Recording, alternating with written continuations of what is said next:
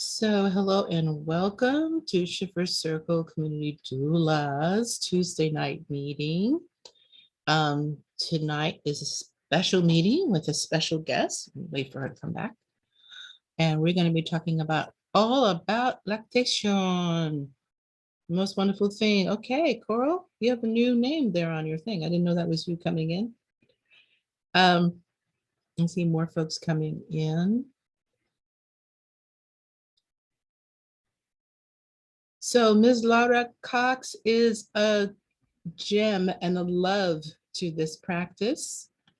She was with me, my goodness, a long time ago. I was saying to her during our beginning time that I knew her when her firstborn was still a nursing babe. So how old is he now, Laura? Oh my gosh, he's 11. That's crazy. Crazy. It's crazy. Hey, everybody. He's so cute. Hey, Tesla, it's so nice to see you. I heard you ate something rancid. That sucks. Sending you all my vibes, but it's so nice to see your face.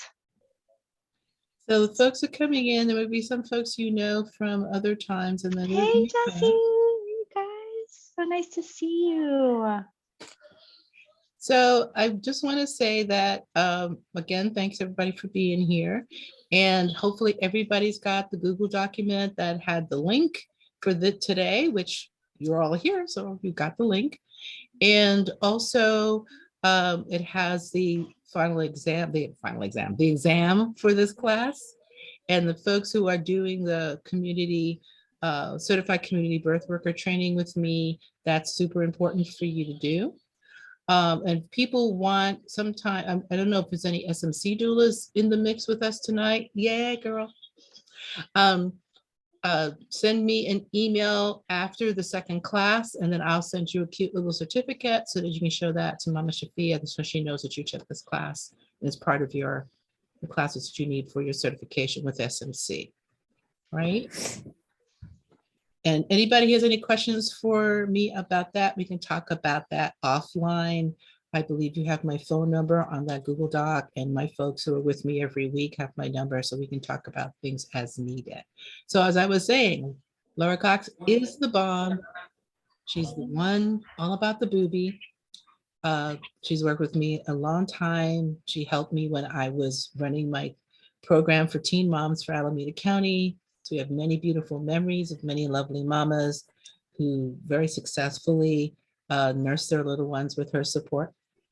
And you know, those mamas are, my God, they're in their 30s now.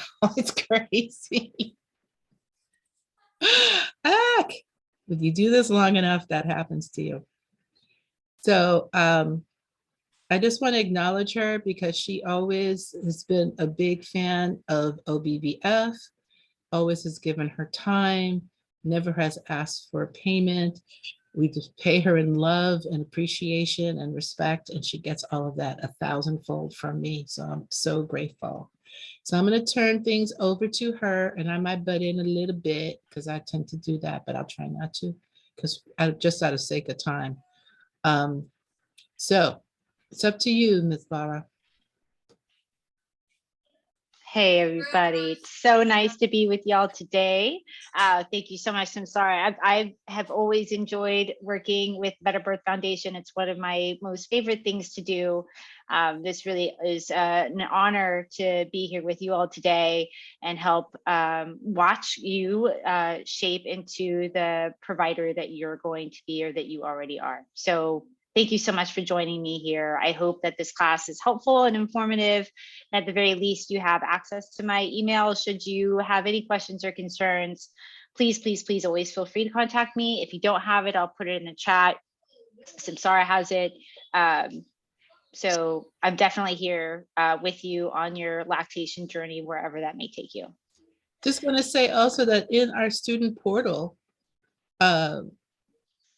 Laura sits in the student portal. She's there. So if you tag her, if you have a question specifically for her and you tag her on the Facebook group, she can respond to you there as well. Absolutely. So just like a little background right now. So I'm here with my kids, and my husband isn't here, and they're eating dinner, watching television. But I assure you that there some foolery will occur between now and bedtime. Right, that's a given. So I definitely appreciate your patience, and while I navigate both the lactation and the parenting world. I always like to start this off by saying, lactation is one of my most favorite things in the world to talk about, besides my kids. And one of the reasons why is that it is, I think, very inclusive, and almost like a reflection of where we are today in society.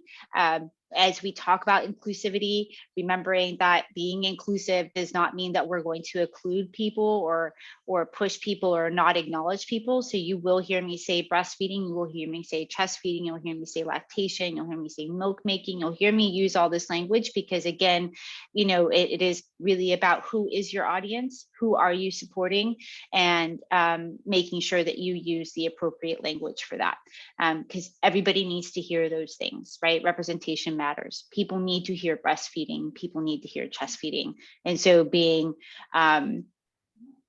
understanding of that is, I think, clutch when it comes to lactation. And again, a lot of lactation is truly very gray, right? There is no black and white when it comes to lactation. It's always very messy and all of those things, which is why I love it. So I plan today on just doing like some very basic, like how do we make milk, its impacts on community, all of those things. I have some videos to show, and of course, always Samsara jumping in and sharing and dialogue and discussion, because really that's how we're all going to learn how to put these pieces together, so that you can go out there in your community and support them in the way that you know how, the way that's best for them. Okay. I will be sharing my email at some point, and I'm assuming we're going to take breaks. Samsara, are you going to? Yes. Paula? Okay. I will holler for breaks. I think that'd be great. I have a really hard time with that, because I really love doing this. So I could talk about this all day long, literally. So I love somebody else saying like, let's relax the mind for a second. Okay. So without any further ado, I'm going to get started, if that's okay. I'm gonna.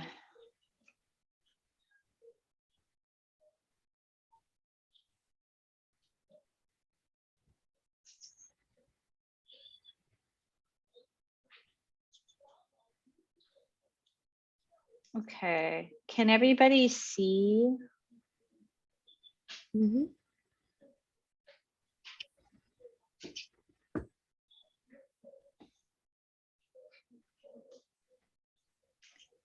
Move this over. Okay. Hopefully everybody can see this now. All right. And to be honest, it's really hard for me to do like chat and video and all this. I'm on a little tiny laptop. So if anybody sees anything in the chat, please, let me know, because I can't really see it. Okay. So just a little bit about me. My name is Laura Cox. I'm a registered nurse out at UCSF's Mission Bay's Birth Center. I just graduated with my master's in health policy from UCSF. And I actually just got accepted into their PhD program. I forgot to tell you that, Samsara. So I started their PhD program in September. Woo, get to call you Dr. Cox. That's cool. I like that. I know. I teach lactation in a variety of different forms, obviously as a registered nurse, but I also teach here with the Better Birth Foundation, where I'm also honored to be a board member. I teach with Cornerstone Doula Trainings, and I've been teaching with them for quite some time as well. And I teach over at Samuel Merritt University, their BSN and their accelerated BSN and their entry-level masters. Recently started teaching over at UCSF with their MEPing cohort. So those are a bunch of new nurses coming into the field, and I teach with them now, and I also teach med students over here at Touro University in my hometown of Vallejo. So you can see I kind of tackle a lot of different groups when I teach lactation, but this is pretty much the same that I teach everybody. So everybody gets the same stuff. This is what I teach my nurses. This is what I teach my med students. And this is what I feel are super important for doulas to understand. If at any time you have any questions, please, please, please let me know. But that's a little background about me. So today we're going to talk about like, how do we make milk? We're going to discuss what are, some common concerns, go over latch and positioning, as well as discuss, myths and barriers, contraindications, all that kind of stuff. And this will be over 2 class sessions. So, right. Yeah. So we have plenty of time to kind of tackle this stuff. So again, I emphasize, if there's any opportunity to share your experience or background in lactation, please feel free to share. I think it's really, again, important to acknowledge the grayness of lactation and everybody's different perspectives and experiences, because again, representation matters, and it's important for people to hear those things. All right.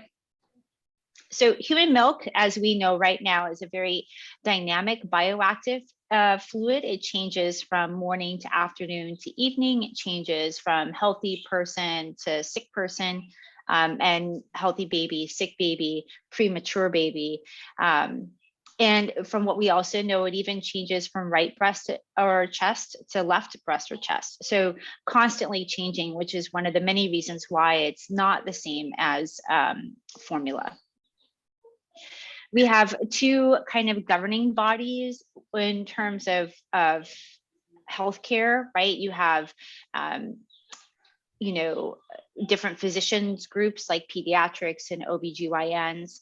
And then you also have what would be, global bodies, such as the World Health Organization and UNICEF. So I thought I would kind of take a minute to recognize what their recommendations are and just point out a few stark differences. So again, everybody agrees that there is a recommendation of exclusive breastfeeding or chest feeding for 6 months. And then it kind of varies from there. The American Academy of Pediatrics states that, followed by 6 months, you're going to continue breastfeeding as a complementary food. And then continue for 1 year or longer, whereas the World Health Organization makes their recommendation very straightforward. Breastfeeding should happen within the first hour of birth. You will exclusively breastfeed for 6 months, and then you will continue to breastfeed up to 2 years or beyond. So a little bit different in terms of what we do here in the States versus what is recommended internationally. So there are many benefits when it comes to breastfeeding or chest feeding. This one I thought was kind of funny, just to add a little humor into the evening. There's no need to boil. It cannot be stolen. It is available when it is needed, and it is stored in very attractive containers. That is one of the very many benefits behind it. But I'm going to go into a little bit more specific. So back in 2011, we had an amazing Surgeon General by the name of Dr. Regina Benjamin, and she did a many thing for us. One of them specifically was focused on lactation and its impact. So she asked the question of what happens when we don't breastfeed or chest feed, resulting in a body of work called the excess health risks associated with not breastfeeding. So I pulled a lot of the data that I'm going to be presenting to you here. These links are in my references. I'm more than happy to share all of these things, just so that you can do some deeper dives, which I absolutely encourage you to do. But just so you know where I'm pulling some of this data. So when we talk about excess risk, we're going to look at the infant first. And so all infants are born with an inherent risk of certain things, like asthma with a family history or childhood obesity, in other parts of the world, diarrhea and vomiting is still one of the top 3 reasons why people die. So you're born with all of this risk, but what are the excess risks of you getting these things if you did not get human milk? So that's kind of what this graph here talks about. And one of the big things that I would like to point out is the bottom here is this necrotizing enterocolitis. This here happens more specifically among our preterm infants. And this is where part of the colon or the GI tract gets infected, a bacterial infection, which ultimately can be deadly if not treated aggressively, but if there are other factors, it can put the infant at great risk. So that's something to just consider when we talk about benefits or reducing excess risk of these typical things and breastfeeding. A lot of it, especially here in the States, and I think the American Academy of Pediatrics with their recommendation, it kind of highlights what our expectations are and what we as the lactating people know about the benefits of breastfeeding and chest feeding. And it's like length. So here in the States, we breastfeed for up to 6 months and then hopefully continue that up to a year. But that's pretty rare, right? You don't find, I mean, maybe that's different now, but you don't find a lot of people breastfeeding and chest feeding at 2-year-olds or 3-year-olds or 4-year-olds, and you're definitely not going to see it in public. Right. So the question then, like, is there a benefit, right? I mean, there's lots of conversation of like, well, if they have teeth, they should, if they can ask for it, they shouldn't get it. If they have teeth, you hear all of these different sayings. So I just kind of want to take a second to highlight the benefits of breastfeeding or chest feeding or actually human milk for the baby and then for the toddler. So a toddler is around the 1-year mark, around the 12-month mark is what we could define a toddler. So is human milk beneficial to a toddler in addition to the benefits of a baby? So that's kind of what this graph speaks of, just that we have all of these benefits of baby that carry on into babies that are into toddlers, and then also talk about the nutritional needs of the toddler. Now that we're adding in complementary foods, that milk is still a nutrition. It can still provide adequate nutrition for an infant to help supplement the pickiness or the exploration of food. Anybody have any questions or concerns? Kind of just plowing through this stuff. It's Tuesday, Taco Tuesday. Just really quick. Hi, Laura. I'm Hey.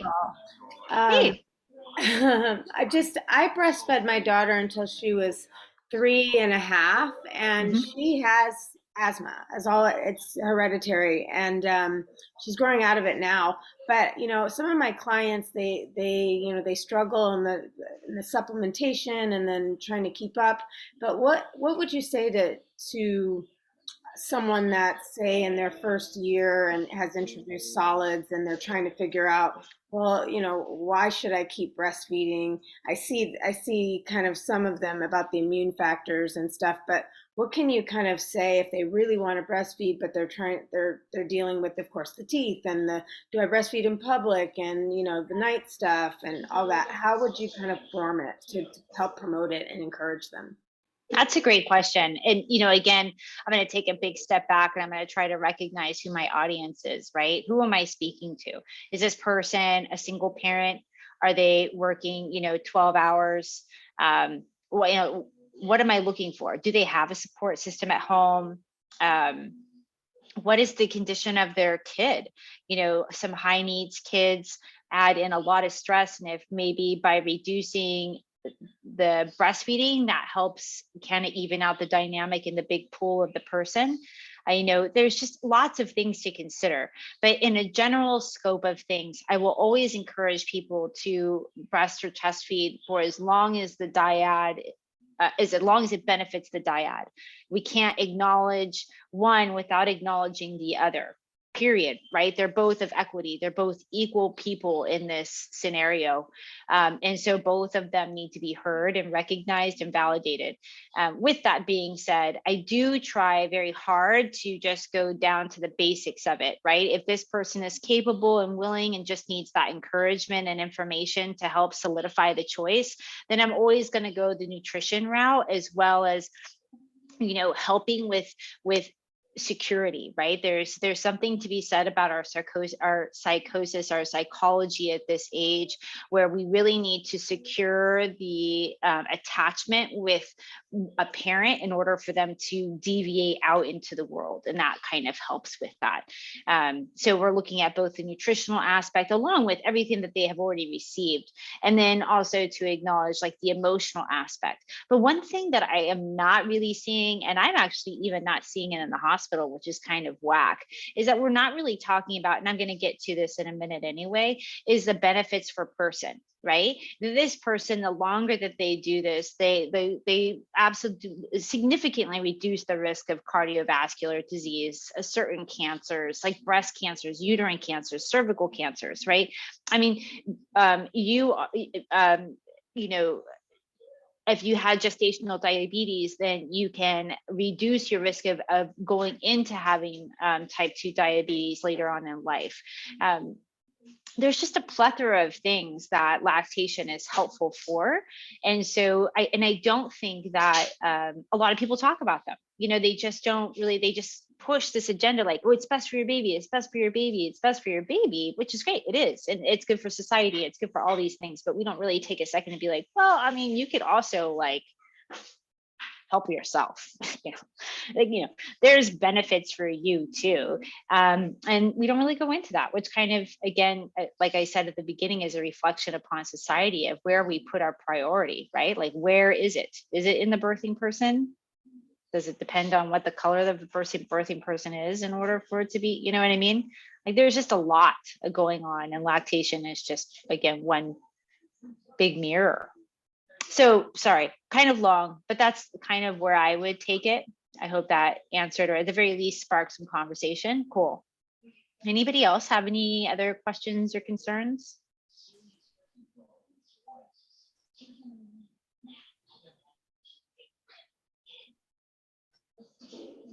Okay. Hopefully the kids' TV isn't loud. Is it really loud or distracting? Okay, good. All right. All right. Well, kind of going into the segue then, you know, again, talking about the benefits for the breastfeeding mother.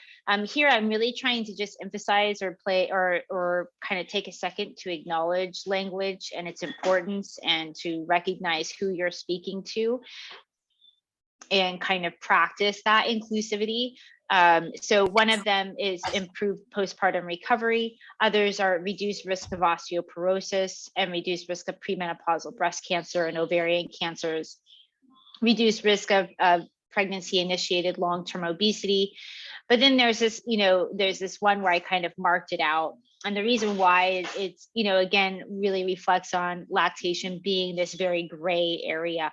But it says, you know, the psychological benefits, including a feeling of empowerment and the development of a strong human bond between mother and infant. I absolutely agree with that. But I also want to say to the family that, you know, they had insufficient glandular tissue, and instead of stressing out and pumping every 2 hours and really just putting themselves into this anxious mess, decided to do donor breast milk instead. You know, that at that point, this person made the decision that was best for their family. Therefore, they were empowered. They have a strong bond for their infant because they are doing what they think is right for this baby and right for them. And that is not breastfeeding, right? That is not the typical idea of what we think of breastfeeding is. So I think it's, again, really important to acknowledge how important language is, and then also, but really validating each other, listening to each other. And at times I feel that lactation, and I'm sure maybe Samsara can acknowledge this, even with birth, there's a lot of unpacking that has to happen, right? Lots of, in order for you to move forward. And I feel like that, you know, this slide kind of emphasizes that. In addition to that, you're going to have reduced risk of postpartum anemia, which is pretty common, reduced risk of type 2 diabetes, and the cardiovascular hypertension, hyperlipidemia. Benefits for society, right? We have no manufacturing pollution, so we're not moving things along in trucks or in ships or in trains or as planes. There's no packaging needed. And what we do find is that if 90% of families could comply with at least breastfeeding up for exclusively 6 months, we would save $13 billion a year in Medicare costs and prevent 911 deaths. Nearly all which would be infants, especially those preterm infants with the necrotizing enterocolitis. And then, you would have employees that are going to miss less work because their families are typically healthier. And so therefore healthcare costs to agency are less, right? Because now we're going to start reducing a lot of our chronic illnesses, our chronic hypertension, our diabetes, all of those kinds of things.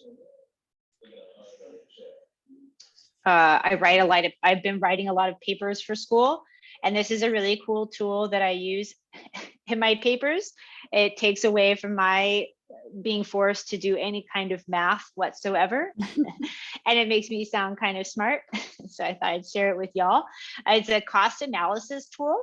So you can jump on this website, and what it does is it has you we could do our country, any country, and talks about what is the cost of not breastfeeding.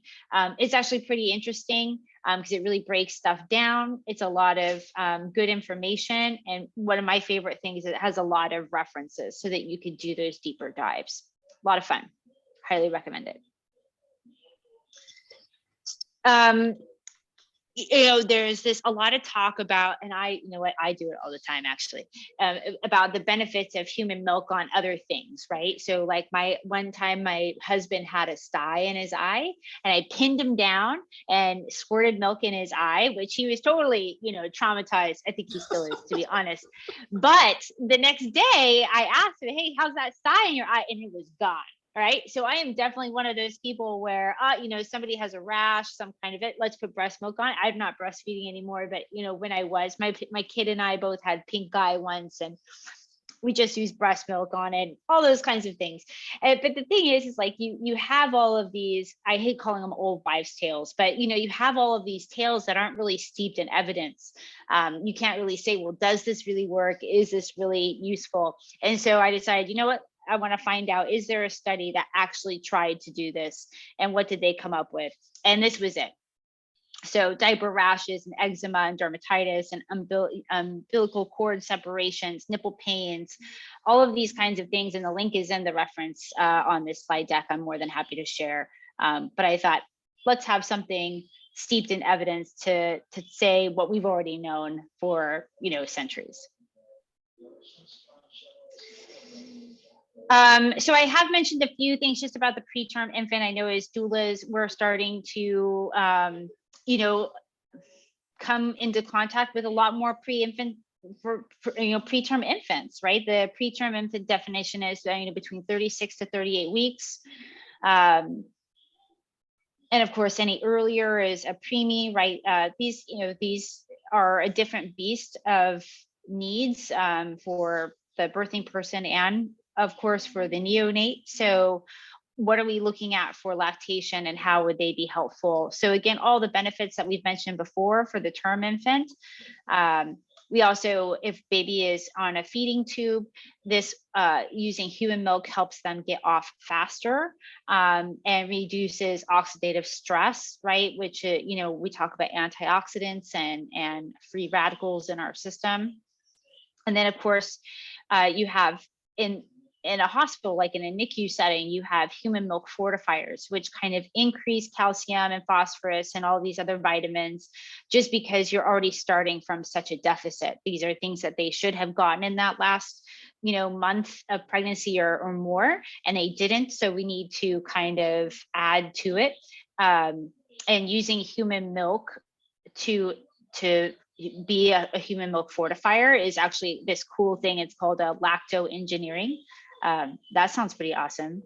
I would love to do something like that. But anyway, that's what that means. Does anybody have any questions or concerns?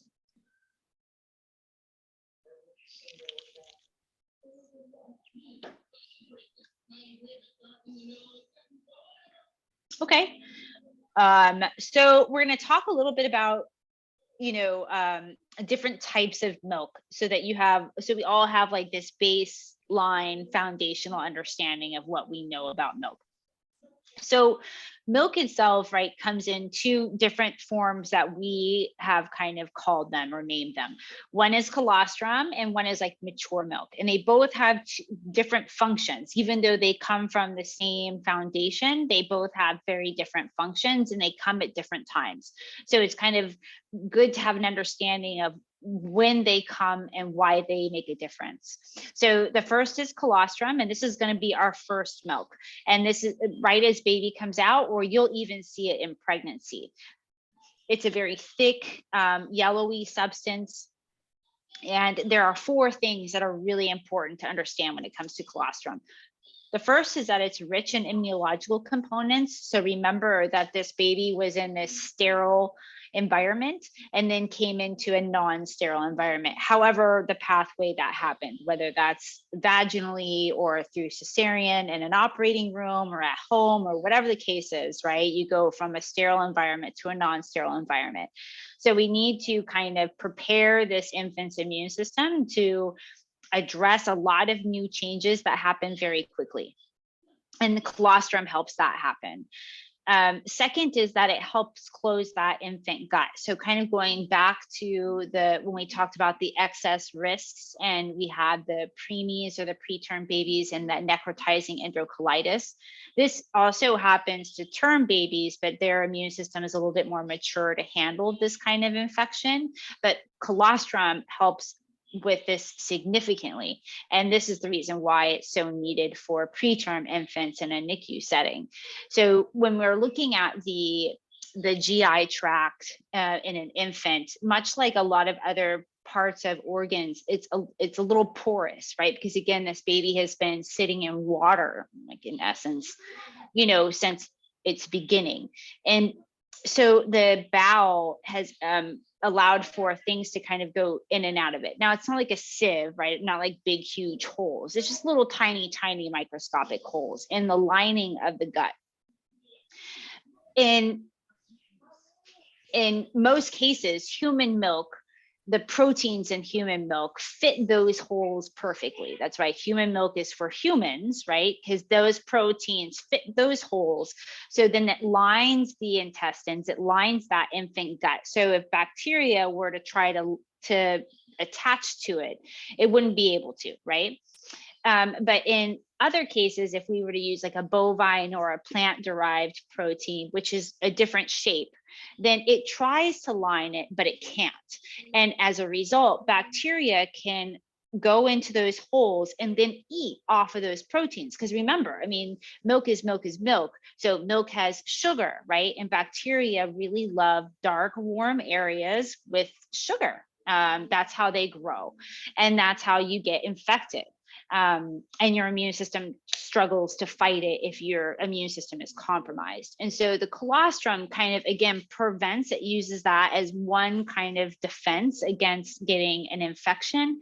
But this is the reason why using other proteins are challenging for that infant gut, because it can't close those holes, putting it at a higher risk. The third to remember about colostrum is that we don't have a lot. And there's a couple good reasons why. One is we don't really need a lot. Babies' stomachs are pretty small at this point. And when babies come out, those first 24 hours, you have to remember that they've been attached to a feeding tube, right, their entire life. So when they first come out, they're not really hungry, they're not starving. And also remember that babies swallow amniotic fluid. So when they first come out, they're pretty barfy. You know what I mean? They're exhausted. They're pretty much like their partner, right? The birthing person and the baby. The dyad is exhausted and barfy. They're just trying to adjust to this shitstorm that has just happened to them, both physically and emotionally, right? So colostrum is really just that first milk to, again, with its intent to gear up the immune system and to line that infant gut. It has a lot more structural things it takes care of, and nutrition is not one of them. I mean, it does help. It regulates blood sugar, all those kinds of things, but it also has this really high functioning job that it needs to do. And that's why we don't have a lot. The fourth thing that I want you to remember about colostrum is that it acts as a laxative. So kind of addressing briefly, and I'll go more into it later, that we need baby to poop, right? For a variety of reasons, but one of them is to get rid of those dead red blood cells. Now, every time you poop, I hope you look at it because it's a really good indicator of where you are health-wise, but its color pretty much stays the same unless you eat something like beets or something like that. For the most part, it pretty much stays the same color. And the reason why that is because you shed your dead red blood cells in your poop. Everybody does. And this is how you prevent yourself from getting jaundice, right? Your liver processes these dead red blood cells, then you poop them out. And that's what babies are doing. But sometimes it takes a second for that liver to kind of figure stuff out, because you have to remember the maternal or the birthing person's liver has been doing it for the fetus this entire time. And so now the baby has to do it on their own, which is a big ask, right? Because they kind of just went through this big traumatic experience, and now their liver has to do something that it's never done before. So it may take a second, but that's where colostrum comes in and helps ease this situation and gets things moving so that we can continue to poop out these dead red blood cells and reduce or lower our risk of getting jaundice. Okay, so 4 things to remember about colostrum. One is rich in immunological components, right? It helps close that infant gut, reducing GI infections. We have a small amount because we have a small digestive system. And then 4 is it acts as a laxative to help push that meconium out.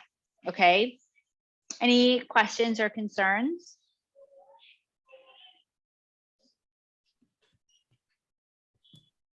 I have a question. Yeah. I'm curious, do you have thoughts about people, I just forgot the word, like expressing colostrum before giving birth and storing it? No, I mean, I think like to each their own. If they have the bandwidth to do that, I don't have any issue with it whatsoever. It's not hurtful. Contrary to public opinion, pumping is not going to put you into preterm labor. That's just not evidence-based right now. We just don't have a lot of information to say that that's happening. I think like if you want to store it and you want to use it when you give birth in whatever fashion, then that's awesome. There's nothing wrong with that. And can I ask a follow-up question? Absolutely. And so is it true then that like their body, like a birthing person's body would continue to produce colostrum so they could still like attach baby after birth and baby could feed off of colostrum from their body. They could supplement with stored also if they needed to, kind of thing. Yeah. It's not like they're gonna run out, like express all their colostrum in advance and like the milk. Yeah. That's gonna impact milk production or anything, because that's just kind of what the body's doing until the milk comes down, right? Exactly. Yeah. And I'll touch more on this later, but yeah, there's this idea that like we only have a certain amount. And then once that's done, then it goes into mature milk, and it doesn't really work that way. And hopefully this class will provide a little bit more insight on like how exactly. So I'm just going to kind of briefly talk about it, and then I'm going to go into, you're going to be done with this and you're like, that was way more detailed than I was expecting to get into. But yes, so we don't stop making milk. So you have to think of like the idea of milk like as a faucet, because you hear a lot out in the world like, oh, I didn't have enough, or I stopped making, or my supply dropped, or all of these things. And those things do happen, and there's a variety of reasons why they happen. But like in the general scheme of things, that you never stop making milk. And the more you remove, the stronger the signal is that, okay, so we're really going to make milk now. You need me to make milk. I'm more than happy to make it. You just need to send me the signal. And so by the signal is the removal of milk. So if somebody does this in pregnancy, they will have plenty to give baby because they never stop making milk, if that makes sense. I think the only consideration or thought that I would have in a situation like this would, again, number one, know my audience. Why are they doing this? Like, what is the purpose? If they're doing it because they're fearful of not having milk, are they doing it because they think it's the right thing to do? If they're doing it because they're going to be separated, in cases of adoption or whatever the case is. So if somebody's just doing this because they think it would be helpful, I would want to go deeper into what that means. Are they, and then have a conversation about, what it is that they're what they're fearing, like what is in the back of their mind. Yeah, you know what I mean? Like, where are you coming from, right? Because what I don't want to see is, I don't want someone to have all this stored colostrum and also breastfeed, but in these first 5 days, which are just so foundational and crucial, now we're not doing skin to skin and nursing as frequently as we can because now we're supplementing, right? So I don't want to be chasing something that may not exist. And I think that kind of, again, goes back to being that reflection, like we are, like the lactation or birth is a mirror, right? And we address immediately how we as lactating population or the birthing population don't have faith in our abilities, because we are taught that way, right? We live in a space where people profit off of our insecurities. If you buy this jean, your butt will look like this. If you wear this bra, your boobs will look like this. If you do this thing will happen, right? And it's all about changing who we are initially. So again, I don't have any problem with somebody pumping and taking with them, but I would take a second to address like what it is that their objective is, like where are they coming from. I really appreciate you saying that, Laura, because that's a massive point. So many of the things that certain folks want to do, that the clients want to do, is based in fear. Like they're afraid they're not going to have enough, so they want to start now with the pumping and storing. And although there's may not be science in the concern around pumping early, I have seen midwives use pumping as a way to start labor. So there maybe has just not been the study done on it yet. So for the fear-based and the potential, depending upon when someone wants to do it, I would gently talk to that person and have them release whatever, share with me what the concern is, and assure them if they're healthy, they're hydrating, they're eating, especially, maybe having as little medication in the birth process as possible. That kid's gonna want to suckle at the breast. That's basically what they want to do. Uh-oh, we're dealing with kids. No, sorry. Did you hear what I said? Yeah, I did. Absolutely. Yeah. Yeah. I think like one of the big things, just to kind of emphasize what just for clarification, because I know a lot of people that have used pumping or hand expressing or anything to get labor going. But I think that there's something that happens before that moment that makes that act impactful, right? So I guess this would be a good question of the chicken or the egg, right? You're not seeing someone who's breastfeeding a toddler and 24 weeks pregnant go into preterm labor because they're breastfeeding their toddler, right? So Right. again, just kind of having a vague understanding of like the big, so I just want to offer that clarification for those people in this conversation, just so that everybody can have like, oh, okay, well, I didn't think about it that way. I hope that you constantly walk away from this lecture going, well, shit, I didn't think about it that way, because that is lactation. And so just to kind of offer, you're right, plenty of people that use hand expression, manual pumping to start labor. Can I just piggyback off of that? What do you say to the moms that, in those first, they might have an ample supply of colostrum and, you're hand expressing at the hospital and all that, and then they try to save it and freeze it and think that if they give it to their baby at like 6 or 7 months, it's going to like help them with their sickness, or it's going to be like this magic medicine. Where are we here? Yeah, I mean, again, going back to this foundational, like, where are you coming from? What is that? What was that experience? Like, why would that be necessary? Why don't you think baby wouldn't already be equipped if baby's still nursing? Like, is this somebody that's only going to breastfeed for a month and then they're not going to have anything and they want to have that backup? Like, what does that look like? I mean, there's nothing wrong with that. If that's something that they want to do, they absolutely can do it. The act of freezing is going to, change the composition of the colostrum. We'd have to make that storage, and I'll go more into what that looks like, all of that kind of stuff, right? But otherwise, I mean, sure, if that is what helps them sleep at night, then yes. You know what I mean? It kind of just, you know what I'm saying? Like, it just goes back to like, are you the kind of parent that is going to get a pet so that you expose your kid to pet dander to reduce allergies? Are you going to be the person that, lets them eat the occasional dirt, or are you not? Does that make you feel anxious and that you have to have a more clean house and meticulous, like, who are you? What does that mean? These are all great conversations and questions and all that kind of stuff. Anybody have anything else they need to add or questions? So it is 7:20. And so I just want to give you a 5-minute warning that in 5 minutes, we should just take a 5-minute break. That sounds great. Cool. Yeah.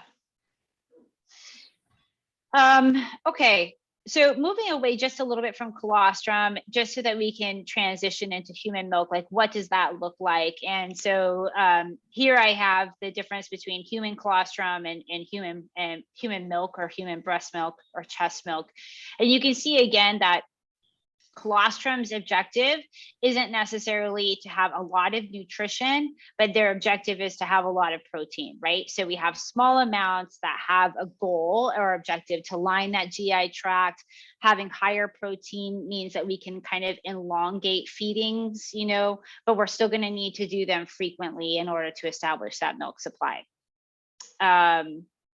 Immunoglobulins, right? Very different in comparison to human milk. So that's going to be all of our antibodies. That's part of that immune system, that immune reaction response.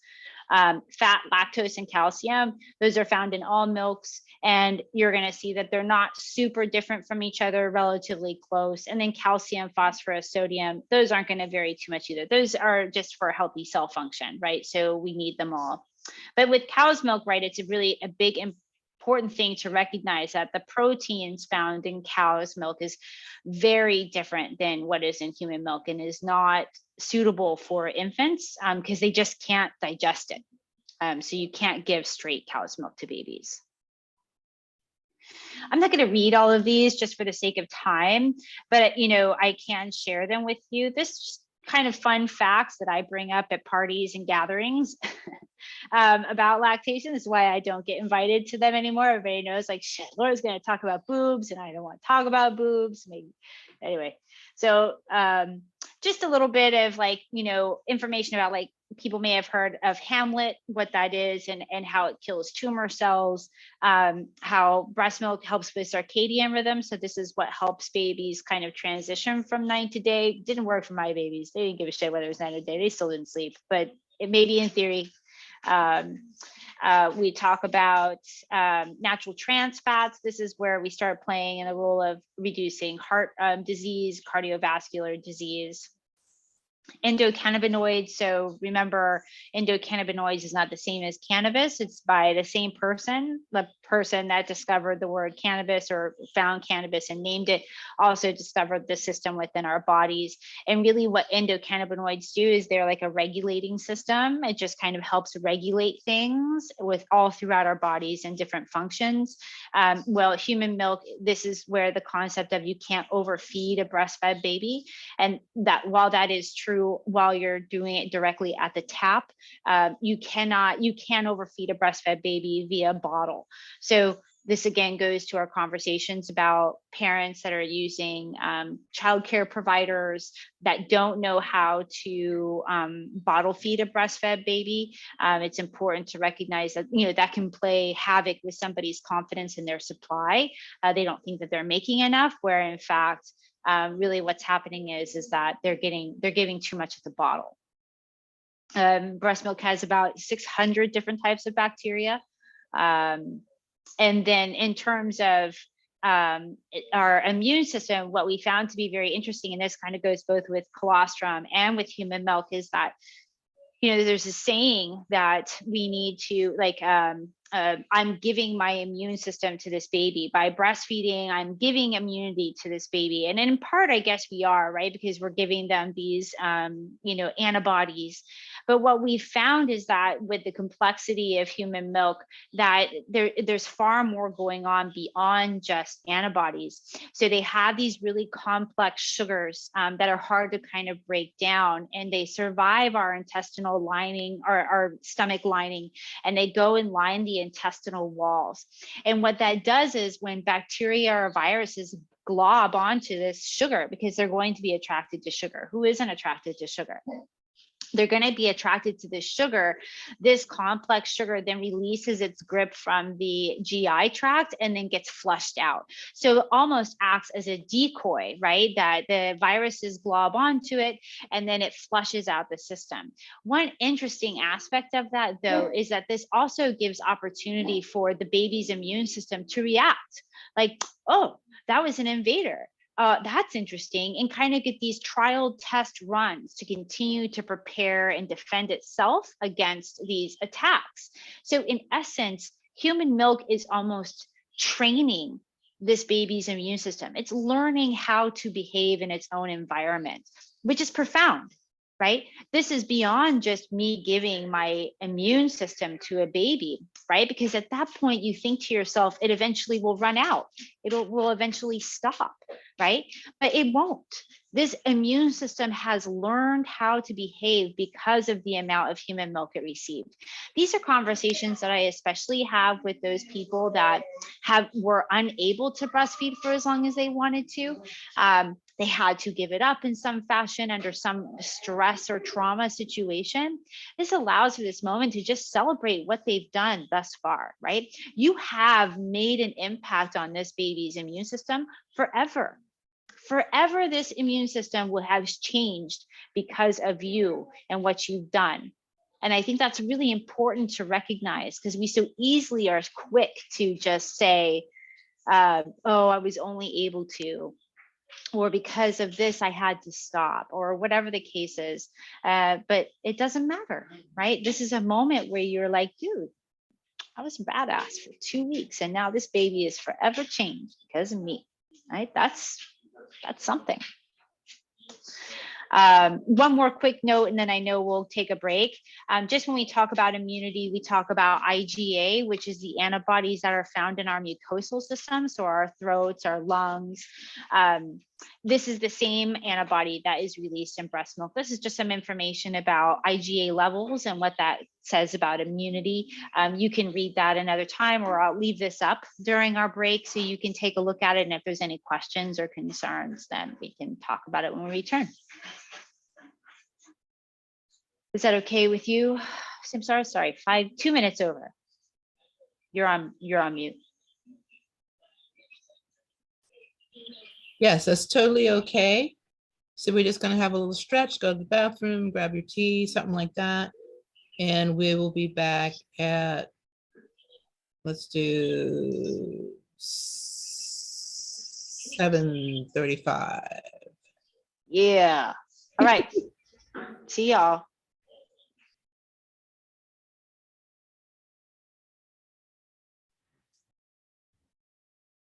Are we all back? Are we all here?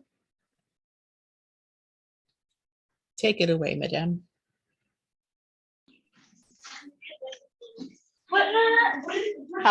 We're in the process of bedtime, so things are gonna, or not yet, but it will start. So the games will begin. I left this slide up just so that you could all take a second to kind of maybe read it over, because I know we kind of touched on it right before the break.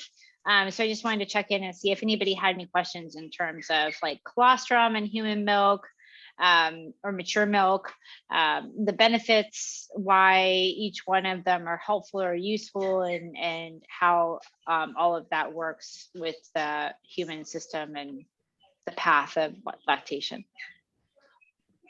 Hi, Laura. I have a question. Hey, how are you? I'm Good. good. It's so good to see you as always. I am curious of your thoughts of the black market of chest milk, and like, what do you think of that, and how it's like a booming industry for like bodybuilders and other people for various reasons. But I'm just curious on your thoughts around that, and what. Yeah. Go ahead. I was just gonna say, like, the I don't know, the way society is perceived. I don't know if it's illegal some places. I don't know, but I'm assuming there's some kind of restrictions about, selling it, or all that. Yeah, this is like such a loaded question, right? So I know, right? like, I mean, it's and I love that. I'm glad that you brought it up, because it gives us a chance to have some discussion, like some meaningful in dialogue about it. So there's lots of cultures that use mature milk or human milk for a variety of different reasons, even in adulthood. It's just part of what they do, right? That it's not something that they shy away from, that that it continues to be a benefit well past childhood. So with that said, right, people have been, you have a variety of different pathways in which milk has been shared. So like you have eats on feeds, or even just within communities or families, aunts, nursing cousins, and so on and so forth. And then organizations where we share milk, like Eats on Feeds, which is kind of like this online community now where you're able to, get milk that way, and it's all by donation. And then you go into like milk banks, right? Where milk banks get milk from people donating milk to milk banks. And then those milk banks in part selling that milk out to either people or systems, institutions. And then you have like corporations that want to kind of do the same thing as the milk bank outside of selling to a hospital, that will sell like target populations that will buy breast milk so that they could either use it for research or that they could sell it themselves, right? And then they target populations that are poverty stricken or whatever, to where people will actually sell their breast milk instead of feed their baby so that they can make money, right? And there's organizations like that. And then you have like a small population, like the bodybuilders, or you have even people that are suffering from cancers, right? That are using human milk because it's the most complete form of nutrition, right? It's the most easiest to us as humans to digest, and it has all of these properties. But I think just like I think that in instances like this, where you have a lot of opportunity for people to take advantage, right? People are always trying to get theirs. I could go on my thing and say like, oh, it's the capitalist society that my husband would be, and then you get on these dialogues about all that kind of stuff, which is kind of going above and beyond lactation, which is surprising. But I feel like most of these institutions, most of them are doing good, right? San Jose Milk Bank is doing good, right? They're saving lives. You have Eats on Feeds that are providing opportunity for those that need the, donor breast milk in some fashion. They're getting it for free, and you're creating relationships and communities from that, right? And if bodybuilders find it helpful, that's fine. I think again, it's just like, how much are they paying, and who's sacrificing for that? You know what I mean? Right. And then how do we regulate that? Can we always say, well, human milk is never for sale? Because then that kind of goes away from us offering services. Like, should, you know what I mean? It kind of goes back to like doulas trying to make a living. You chose this path, you need to be able to support yourself, but the work that you do is literally saving lives, right? It literally saves lives, what you do. So what now, right? Like, where's the line and how would that be regulated? And I don't have the answer, but I think like that just goes along to the topic, because it's very much like lactation, right? It's very gray. Thank you, Yeah, Laura. it's one of those things that I personally feel better about. If some bodybuilder, having respect for the glories of human milk, is going to pay some mom, and that person is going to share with that person, then that's between the two of them, and I don't want to get in that. But when it becomes Nestle, our friends in hell who need to go to hell, who are, you know, involved in all sorts of malfeasance. The first corporation I ever boycotted when I was 17 was Nestle. So, and we still need to boycott them today, my humble opinion. So, you know, it's one of those things. If it's a thing between two people and the price is fair, and, you know, the baby is getting it first, or is it becoming this product that then, you know, and that was a scandal a few years ago, Laura, with this company, this genetic engineering company, was just taking breast milk from poor mothers and not paying them and not telling them what they were going to do with that, and not being very honest with them about what they were doing. And then it becomes really, it's not great to me. That's just on the evil side of things. That's not okay. You know? So it's, you know, everyone's got to work that out for themselves. My hope is that things stay clean and clear between two human beings and honest, rather than moving up into the corporate structure where things do get kind of murky and greedy. Yeah, it is a very interesting situation. And again, that's why I just love lactation, because it really just, you know, you have all these, you just have all these questions and you're not sure. Like I wouldn't mind the bodybuilder that had the breast milk, especially if he was advertising or they were advertising it. Mm-hmm. Like I'm hella ripped because I drink breast milk. I'd be like, hell yeah, right? I mean, I'm all for that. I think that's great, but you know, yeah, I guess the devil's in the details. It's a great question. Yeah, it's a great question. Thank you, or topic. Thank you so much for bringing it up. I hope that it, you know, just having the dialogue is a little, you know, more eye-opening. Anybody else have any other questions or concerns or thoughts? I don't know if you can hear it. We have baby ducks and chickens. Oh. And dude, my life, you guys, this is just whack. So yeah, it's a good life, girl. I don't even know. They smell bad. I'm over it. They're right about the cusp of needing to get outside. They're getting their feathers. They're very cute. They're very loud. They're very obnoxious. They're very smelly. Okay, they hear me talking smack about them. Just one more thing about human milk, and then we'll kind of get into more of a nitty gritty. So I'm glad we just had a break. So you hear a lot of people talk about hind milk and fore milk, right? Or people that may have a hind milk, fore milk imbalance. And so for the longest time, you know, back in the 90s and the 80s, lactation consultants were using this idea of hind milk and fore milk to kind of add an incentive to keep baby on breast or chest longer, right? So they would say something along the lines of, oh, you know, it's helpful for the baby to stay on long enough to get the hind milk, which is this fattier milk in the back of the breast tissue. And the problem with that then became this concern, right? So like a person's nursing, and at what point do you know when hind milk is coming out? Like, do things change color? Do I have a feeling?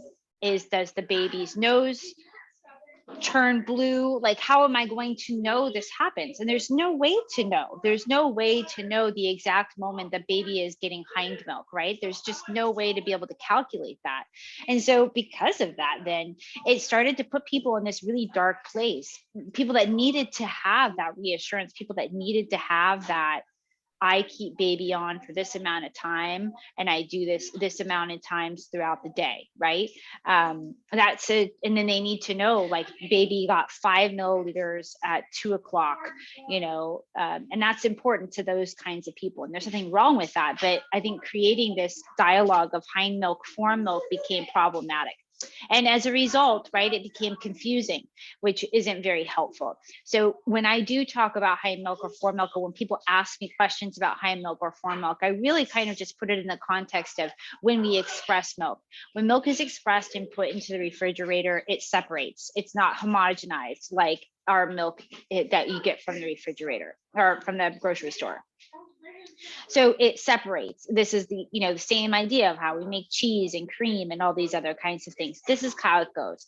I don't really go into what is happening milk wise when I talk about babies staying on for a certain duration.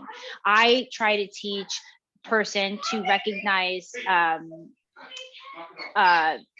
baby satiations, right? Is baby satiated? Did baby get enough? How do we know that? We know that through poops and pees. We know that through the baby's mannerisms. The fist is when it first started nursing, the baby's fist was tight, but now the baby's hand is nice and relaxed, right? Ways in which somebody can measure this so that they feel they can make this best informed decision is how I go into the conversation of hind milk and fore milk. So hopefully that added a little bit more clarity, or hopefully some tools when people ask you about that. Just a quick piggyback on that. Like, what about the moms that the lactating people that have those even newborns? I've noticed 3 weeks old that will do those really efficient 6 minutes on each breast feeds, and then mom is just like, oh, okay, well, I have to make baby eat longer. But of course they're satiated, they're asleep, especially in those night feeds when they're waking up, and so they're trying to wake baby up. Let's change a diaper and wake them up, and we got to burp them, and it becomes, like you said, this kind of cyclical, and mom is with dad, or everybody's worried about, is it enough? And so are you sort of saying that if baby is satiated, then let's just assume they've gotten enough fore milk, they've gotten enough hind milk, they've gotten enough fat, and that's it. That's their time at the breast, and that's okay. Yeah. So, and then we use that as we use different ways to measure that, right? So what does that look like? So baby has enough poops and pees throughout the day. What does a soaked diaper, what does a good pee diaper feel like and look like? And then we're going to look at milestones. Is baby hitting their milestones? Or where are we, right? It's the same thing with babies that spit up, or barfy babies. My daughter was Miss Barfs a lot. She barfed all over the place. It was crazy. It was awful. But the thing was, is she was gaining weight. She was a happy, healthy baby. So this became a laundry issue. It did not become I'm going to restrict my diet to where I am miserable and I hate everyone around me. I'm not going to do that, because it wasn't really necessary. She was fine. Or to reduce the amount of time at the breast, because you don't want baby to get too much, because then they spit up or they have a bunch of gas. That's not up to us. No. I mean, because you're going to use that. You're going to use other subjective information to help make your decision, right? Now, if baby was losing weight, if baby wasn't making milestones, if baby was, a failure to thrive, and that failure to thrive was that they were too sleepy at the breast, and they weren't getting adequate nutrition, and as a result became even more sleepy, then we would do interventions. What would that look like? I don't know. We can talk about that. That could be a plethora of things. But right now, just baseline, no, we're going to look at I think it's, I don't do birth, but I assume it's the same thing. You look at your client. Where are they? You know what I mean? Or you can kind of get a good gauge of where they are in the stages of labor, where they are in their labor progression, based purely on what they're doing. Is this person having a conversation? If not, then that tells you information, right? Babies do the same. They communicate. They just do it differently. So having some vocabulary, having some knowledge on what that means, teaching our parents, right? Like teaching people what does this look like? I think that is one of the benefits of lactation that I enjoy, is empowering them through for them to make their own decisions. It's their baby. Anybody else have any other questions or concerns? Great question. Thank you.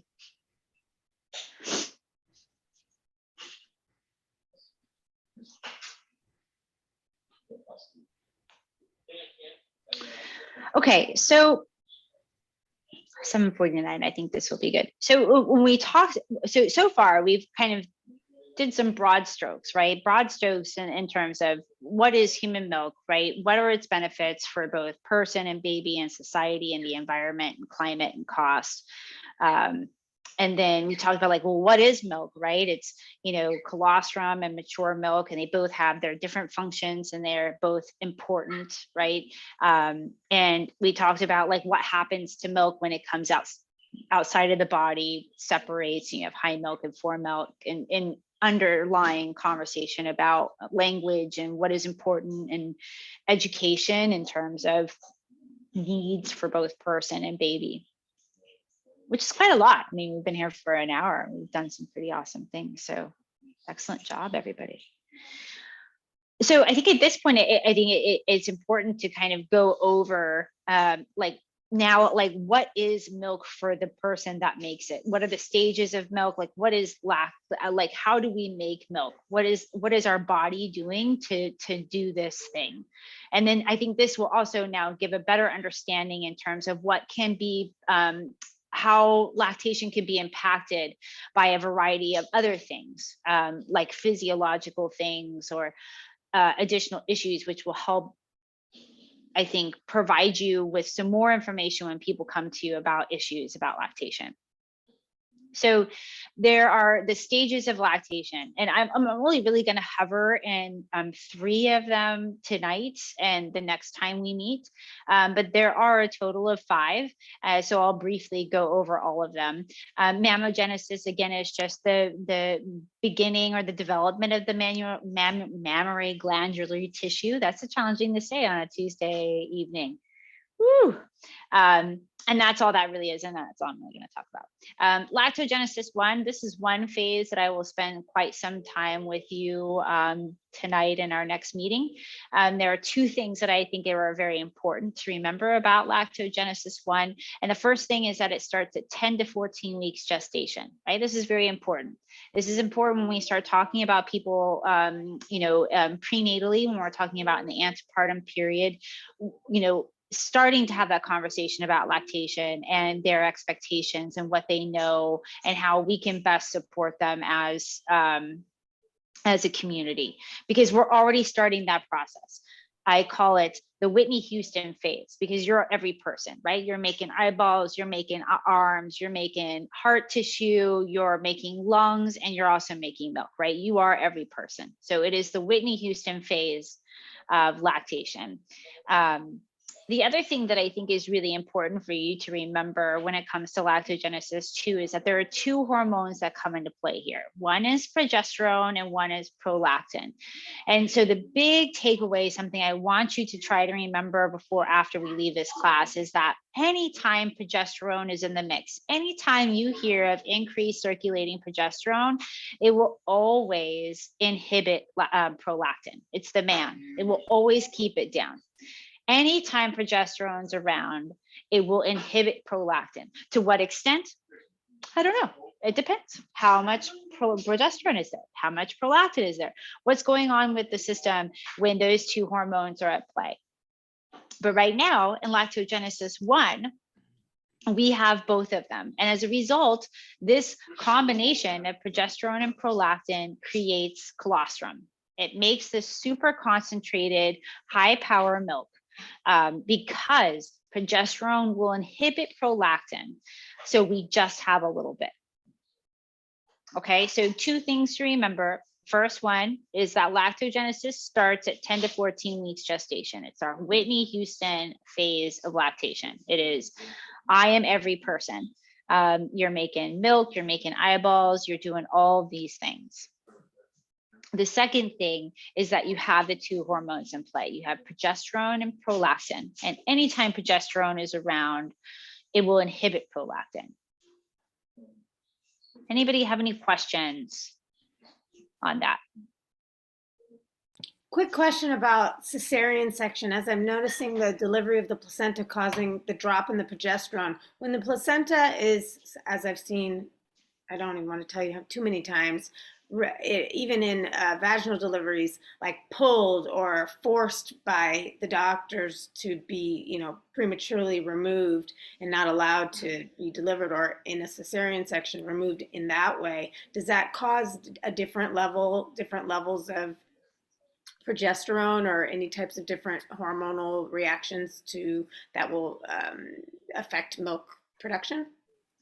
I don't have any evidence to say it does. I really Okay. don't. And that doesn't mean that that isn't a possibility. And it also doesn't mean that the research isn't out there. I haven't seen anything, nothing that would, you know, nothing that would make it to where I would need to worry about somebody that's had a section birth and their ability to make milk in a very general space. So bear that in mind. But no, but in the phases of lactogenesis 1, right? It's the placenta that is producing the progesterone. It's the placenta that's there, that's making that happen. But also to remember, right, that for those, and you know, this is where I lose a lot of the placenta encapsulation crowd, which is fine. I usually worry about that, like when I drive places, I don't want them to know where my car is. I don't want them to slash my tires, but I feel like I'm safe here right now. I think that when people ingest their placentas, you run the risk of increasing progesterone circulation. Now, again, I'm not here. I know I'm not here to. I'm just saying that why does it when you know when we're taught, I'm a placenta encapsulator as well, but when we're taught that, one of the things is it helps milk supply. Where is that? Where does that I don't, come from? I think, but I think, like, to be honest, right, because this is a huge cultural practice, right? So I think that there's something to be said about, to be honest, I could care less one way or another.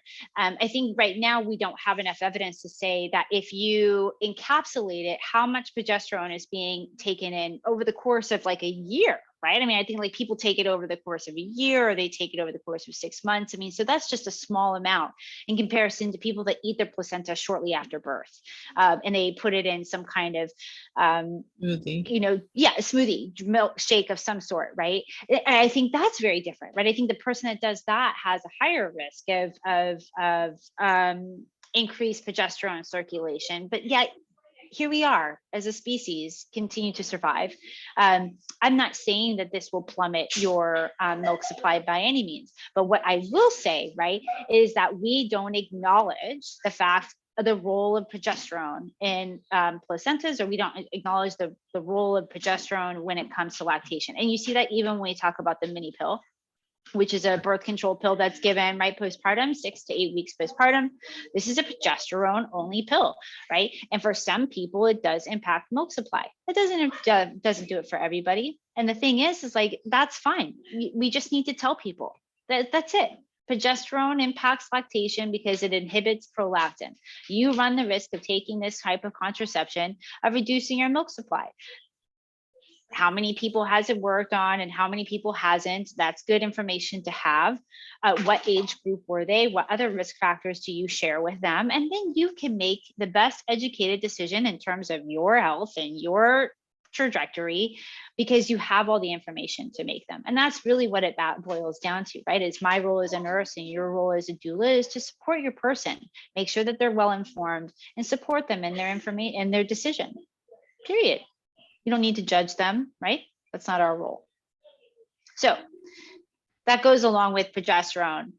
Anybody have any questions about lactogenesis 1? Just as a side note, I know I just asked a question, then I started talking again. I hate it when people do that, but I just did it. So I just want to acknowledge that. One thing that I also use prenatally is I use this as a moment to start building confidence now, right? That you are in the Whitney Houston phase. You're already starting to make milk. So a lot of the times when I ask people, do you plan to breastfeed? Do you plan to chest feed? And it, something along the lines of, well, I'm going to try. My aunt wasn't able to do it, or I want to, but I hear it hurts really bad, or I have thought about it, but my mom wasn't able to breastfeed us, stuff like that. Which are very real, right? Like, so already we're looking at generational trauma that is, in presence in lactation. So having meaningful conversations, people to unpack that, but then also to have a moment to build up confidence with the fact, like, hey, you're Whitney Houston right now, friend. Like, you're doing it. You're doing the thing. And who doesn't love being Whitney Houston? I love being Whitney Houston. Well, there you go. Right? Can you just clarify, Laura, for lactogenesis 1, the progesterone inhibits both milk secretion and it also inhibits production, right? Oh, and milk secretion. Ask me that question again. Progesterone both inhibits milk secretion and milk production? Yeah, that's just yeah. No. So progesterone isn't going to stop milk secretion. Progesterone only inhibits the milk supply. That's a great question. Geez, that's a great question. Yeah. So no, secretion is going to be more based off of, well, I mean, it's going to be based off of, in part, oxytocin, which I know is one of your favorites. That was Justin that asked that question, right? I'm not, yeah. No, that was me asking. I was just reading it and I had to reread it for myself. Yeah. So that's what I was asking. Yeah, no, it doesn't impact secretion. It impacts production is really where, and then that, of course, as a consequence will impact secretion, I guess, because very little is coming out. But progesterone isn't stopping the milk's physical ability to be removed out of the breast or chest tissue. That make sense? And I guess that might relate to Coral's question that maybe some placenta educators have confused the role of oxytocin, which is also in the placenta. I agree. But I mean, again, I think we need to go back to big picture, right? If person is ingesting these hormones in small amounts, but then also getting whatever beneficial factors are in placentas, which I don't know because I'm not one of those people, then I guess we need to look at big picture. Is it more beneficial for them to receive what I guess is already in there? Like, I assume iron is in there, which is very helpful for postpartum people. I don't even know what's in a placenta, to be honest. But if those, like, I guess, what are the person's needs in comparison? And then what are the risk factors? But yeah, I've never, I'm not anti-placenta bandwagon. I'm pro information.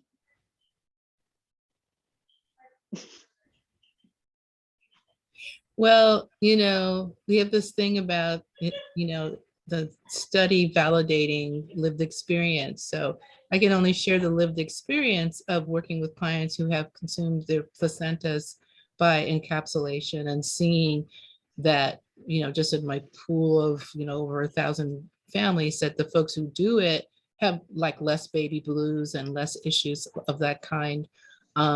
And so, like you were saying, it's about weighing and measuring. There might be a slight impact, but if that slight impact reduces the mother's or the parents' possibility of severe baby blues, everybody's got a little bit of something, but the severe baby blues or severe PPD, then you take that, you go with that, you run with that, because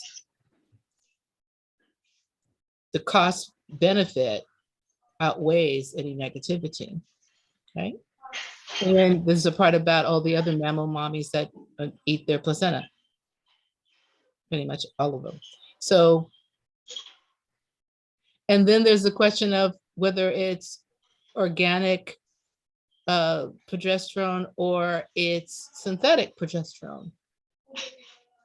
So there's more studies, there's more to look at as usual. Yeah, all great conversations and topics. And again, The studies. yeah, and I think like one of the biggest part again to remember is, right, it's not just a black and white situation. It's really not, which is I find to be exciting and wonderful and great, because then we have far more understanding and appreciation for different perspectives than we do just one rote guideline. Absolutely. It doesn't work that way. It doesn't work for most of us. So lactation is no different, which is just fucking awesome. Yep. I think. Okay, so we've already kind of touched on lactogenesis 2, but I'm going to go into it just a little bit so that if there's any kind of clarity issue. So lactogenesis 2, this happens 2 to 5 days after delivery. So it does not happen immediately at the delivery of the placenta. It does not happen immediately at the delivery of the infant. It happens 2 to 5 days after the delivery of the placenta. So just like how we mentioned, the placenta is what drops the progesterone, and since progesterone has inhibited prolactin, then now we have this increased circulation of prolactin, which then leads to copious amounts of milk. It's my favorite word, copious amounts. I need copious amounts of cuddles and kisses from my babies, which they are too old to do for me now, but I still make them do it anyway. Copious. It'll come back. It'll come back. I'm looking forward to it. So this is not the supply and demand phase that we're also very used to when we talk about lactation. As a matter of fact, these last 2 phases that I've spoken to you about have nothing to do with supply and demand. So it's good to acknowledge where this person is in their lactation journey. If we are talking about someone that's still pregnant, are we talking about somebody that's postpartum day 1? Are we talking about somebody that's postpartum day 4? Where are we? Because that is definitely going to change the conversation and obviously change the needs of this person while they are on this lactation journey. So again, very important to recognize who your audience is if you're going to play a support role in their lactation space. So just to recap, lactogenesis 2, this happens 2 to 5 days after delivery. And so that's the first thing I want you to remember. And then the second thing I want you to remember is that this is where progesterone completely plummets because placenta has been removed, which is what has been providing that continuous progesterone circulation. Now that it's gone, progesterone is no longer the man. It's no longer keeping prolactin down. So now we have an increased circulation of prolactin. As a result, we have copious amounts of milk. Okay, the third phase that I would really like for you to have a good understanding of by the end of our time together is galactopoiesis. Now, this is a very fun word to say. It makes you sound very like a theologian. That's not right. You know, a philosopher. There we go. Philosophy, galactopoiesis. So galactopoiesis, now we're in the phase of supply and demand. Now is the space where you or baby or both decide how much milk you're going to have through the process of removal. The more you remove milk, the more milk you make, or for another way to say it, a full breast equals slower milk production and empty breast equals faster milk production. And that happens 9 days after delivery. So it hasn't happened at the delivery of the baby. It did not happen at the delivery of the placenta. It happened 9 days after delivery. So an important thing to remember.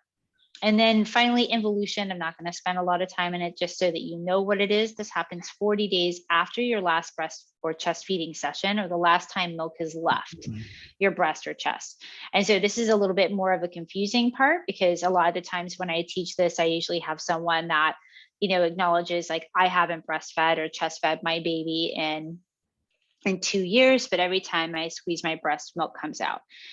This leads me to the next question of how often are you squeezing your breast or chest? And if this person is doing it every month or so, then chances are they are still in the world of galactopoiesis. And the more they do it, the more milk they make. Remember that lactation doesn't start to stop until 40 days after the last time milk has left your breast. And we'll go more into how other ways milk can leave your breast, which can also leave you out or prolong getting into the phase of involution. But that's just one way to think about it. Anybody have any questions or concerns about the phases of lactation or the stages of lactation?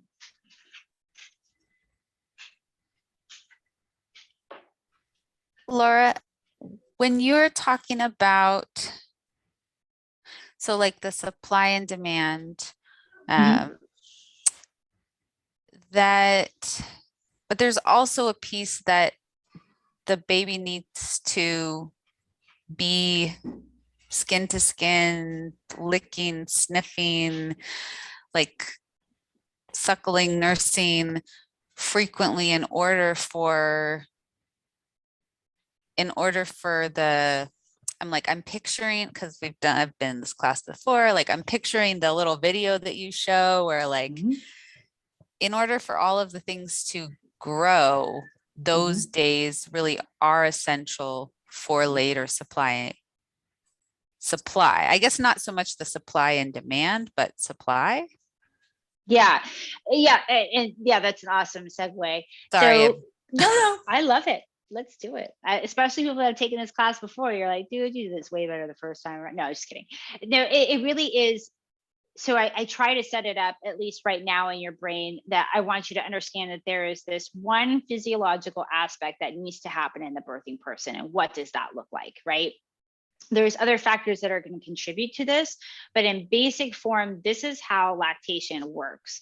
But in order for it to work well, much like labor and delivery, it's a multi-system project.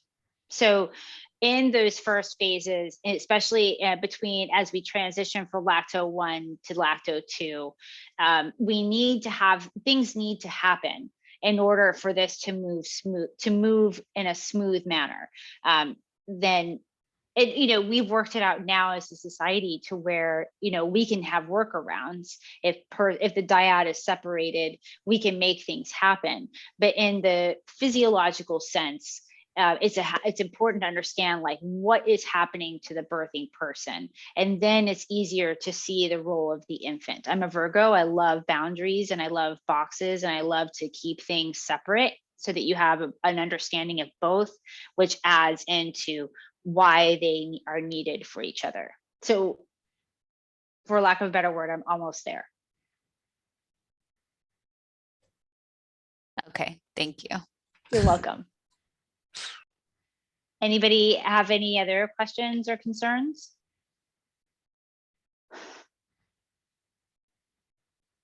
Samsara, are we able to just go ahead and plow through until 9, or are you looking to do it? Okay. Is everybody, hopefully everybody's okay with that. I mean, you all are adults. If you need to stand up, if you need to go and do things, okay.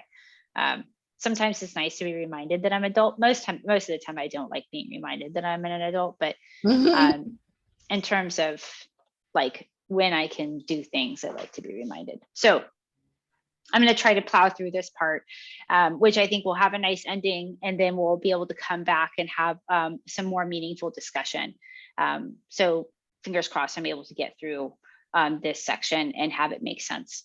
So this is one of my most favorite slides in the entire planet. There's been many a time where I wanted to like get it printed and frame it and put it in our house. And my husband and I have had many the discussion of the possibility of that happening. But I digress. It hasn't happened yet. Hopefully soon. So this, in case you were curious, is a breast. This, I don't know if you can see my slide. It's a little red dot. I don't know why it's a red dot, but you can see it. Okay, so this top portion here is a non-lactating breast, and this bottom portion here is a lactating breast. So you can see that there's, a stark difference. The yellow bubbly stuff, that's adipose tissue, that's just fat tissue. And you see these veiny things here. This is like the start of the potential of a lactating breast is what's needed. So this middle section here with what looks like a little fern or a leaf, starting here to the left and then moving to the right, these are the development of our mammillary glands or our alveoli. And this is what's in our ductal system. And then this here in the bottom are alveoli. So these are little sacs. And this is what is responsible for the production of milk, but then also the storage of milk. So you can see here on the left is an empty one, and here in the middle is a full alveoli. And if you look closely enough, you can see that it's lined with these little squares that have a dot in the middle. These are cuboidal epithelial cells. Now, our entire body is made up of different types of epithelial cells. They all do different things. If you ever take an anatomy and physiology class, which is a lot of fun, I recommend it, you learn about what different types of epithelial cells do what. So cuboidal epithelial cells excrete. You're going to find them in your sweat glands, your endocrine glands. Anything that's going to secrete something is going to be made up in part of cuboidal epithelial cells. And our alveoli are no different. So the inside here is lined with cuboidal epithelial cells. And I think that's a really important part for you to remember when you think about lactation and its structure and how it works, is that it's on the inside of this sac. On the outside of this sac is myoepithelial cells. And myoepithelial cells have a special relationship with oxytocin. Now, oxytocin plays a significant role in all of these processes, from conception to pregnancy to birth and then to postpartum. I am just in the tiny, tiny world of lactation. But here, oxytocin plays a significant role with myoepithelial cells. When oxytocin floods the system, it hits these myoepithelial cells, and then they get excited. When they get excited, they squeeze. As a result, if there's milk inside these alveoli, then milk will be ejected out. This is known as the milk ejection reflex, or the letdown. So here you have your pituitary that's secreting oxytocin. It's usually generated through nipple tugging. So as the nipple is being tugged inside a baby's mouth, or in some cases in a pump or by hand expression. And we're also providing initial milk removal. Then oxytocin floods that system and it hits those myoepithelial cells. They become excited, they squeeze, and milk is ejected out of the alveoli, and they travel down the ductal system and outside of the nipple.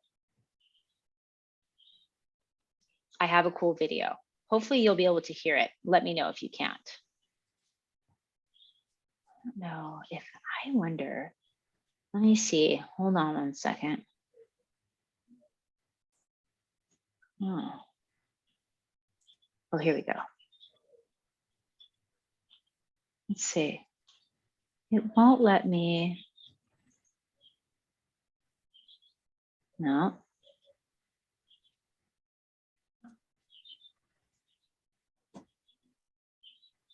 Interesting. It usually lets me, hold on one second. I'm going to, I know I paused share. Oh, see, it won't let me do it. Hold on. I think I know what it is. Sorry, y'all. Just give me 1 second. Let's see if I can figure this out.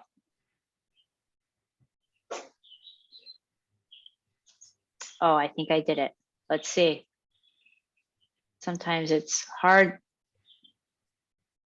with the brain. Okay. All right. Can you all see me here? See this now? Okay. What? Did I figure this out? Okay. Y'all ready? Let's see. Can you hear it?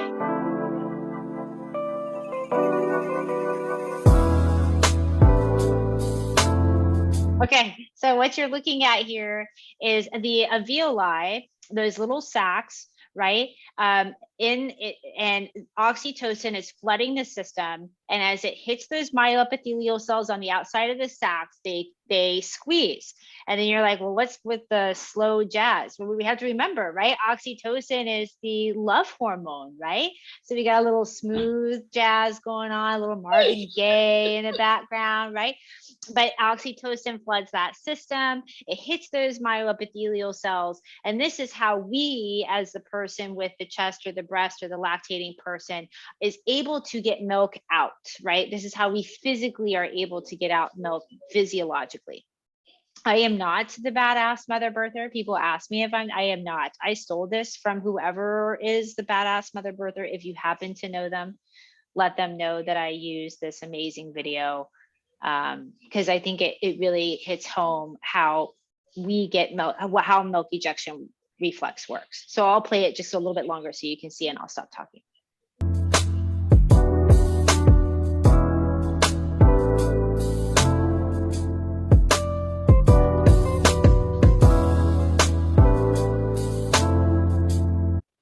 I think that's pretty cool. It's one of my most favorite videos in this slide deck. Do kind of want to just take a second to acknowledge once again, the importance of inclusivity, but then also to recognize the impact of oxytocin. Oxytocin impacts us all very differently. Typically, you may have this feeling of, a euphoria, or you're sleepy. For some people, they feel very hungry. Other people feel nauseous. Some people feel waves of anxiety, or this can increase waves of depression. And of course, if you're doing this 8 to 12 or more times a day, these feelings of anxiety or depression can be very challenging to make it through the day. So once again, to acknowledge, that everybody's different. And if somebody is having these feelings during oxytocin, having meaningful conversations about what are the best situations for them, is really puts us in a space of acknowledging our communities and really truly being there for each other, without judgment, or, and of course, being in a safe place. So just kind of want to put that out there, on how we process oxytocin. Does anybody have any questions about myoepithelial cells, about oxytocin and its role, where it comes from, anything like that?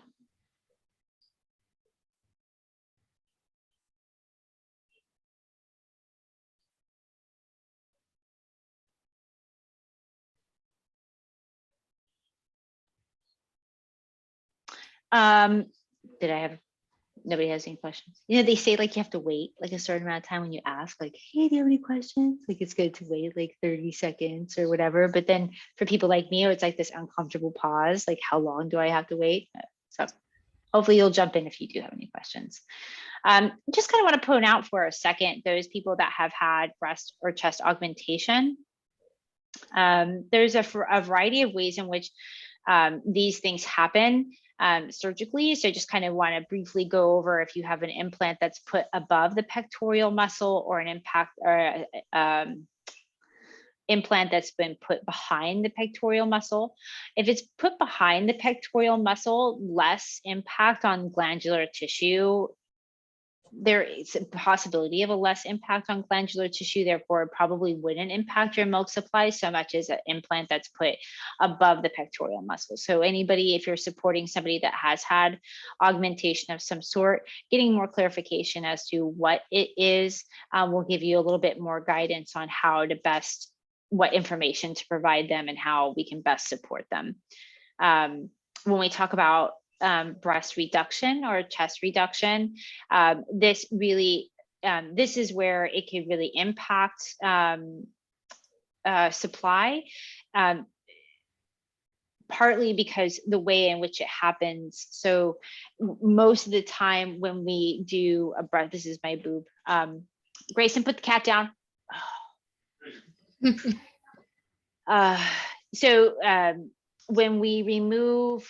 When we do breast reduction, part of the process is to remove the nipple. You take the nipple off and then you're scooping out some of the adipose tissue. With that scooping out, glandular tissue also kind of gets sucked in there as well. And so when we talk about lactation, it can impact lactation because they could end up with insufficient glandular tissue. Therefore, they don't have the setup to be able to make enough milk for an infant.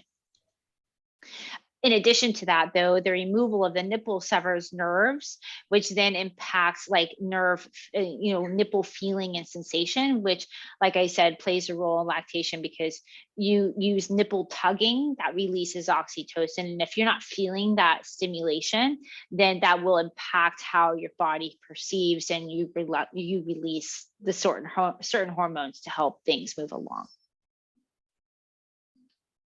Anybody have any questions on breast augmentation or breast reduction and how that impacts lactation?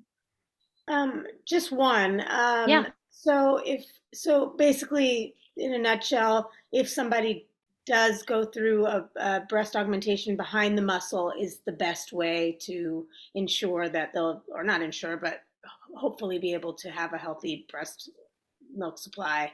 And if the removal of the nipple is only a sensory deprivation, not necessarily impacting the glandular tissues or anything like that. Okay. And so, Yeah. Got it. Yeah. So I got excited. I get excited. I jump in there. But yes, you're absolutely right. In the most general scheme of things, right? When we're looking at just broad strokes and understanding of augmentation and breast reduction, like those are some factors to consider. And if somebody was looking to get some kind of augmentation and they wanted lactation to be a part of their life in some form, then they would need to consider, how is the surgery done and how would that impact lactation? Okay. And part of that is where it's placed in relationship to the pectoral muscle, but then also the removal of the nipple. It could very well be part of breast augmentation too. I haven't done a lot of research on boob jobs. Usually with the reduction, it's the anchor scar, and they just remove the fatty. That's right. And then with the augmentation, sometimes they remove the nipple to put in the implant. So right, the two are different. Yeah. Okay. So just so that everybody can see what that looks like. So an anchor scar is something that goes down this way and then it comes out this way. So it's like a flap that starts here and goes down. So it does hit the nipple or the areola and goes here, just so everybody can see what that kind of looks like. But yeah, exactly. I have a question, Laura.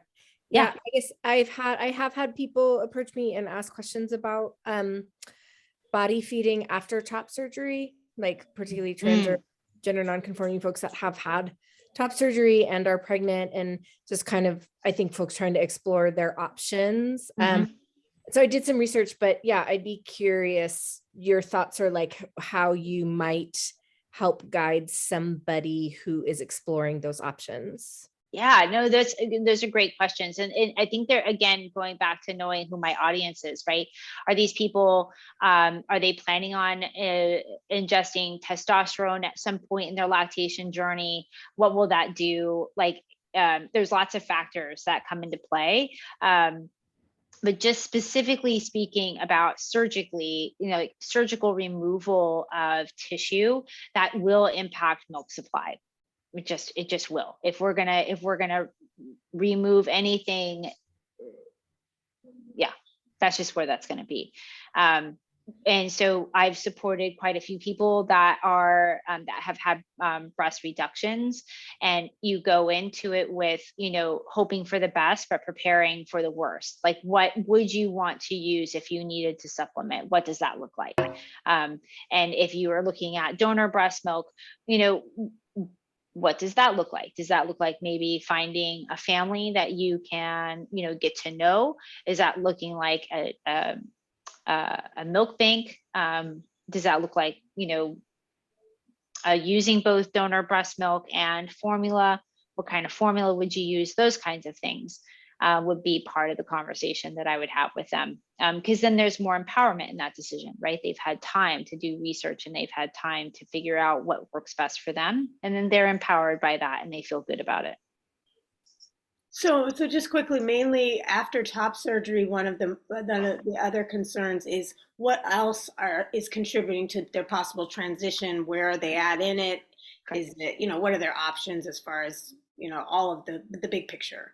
Exactly. Yeah. So even if we're looking at like both physiologically, but then emotionally, right? Are you ready to do that? Is that something, how processing, like, you don't know how you're going to feel until you're in it.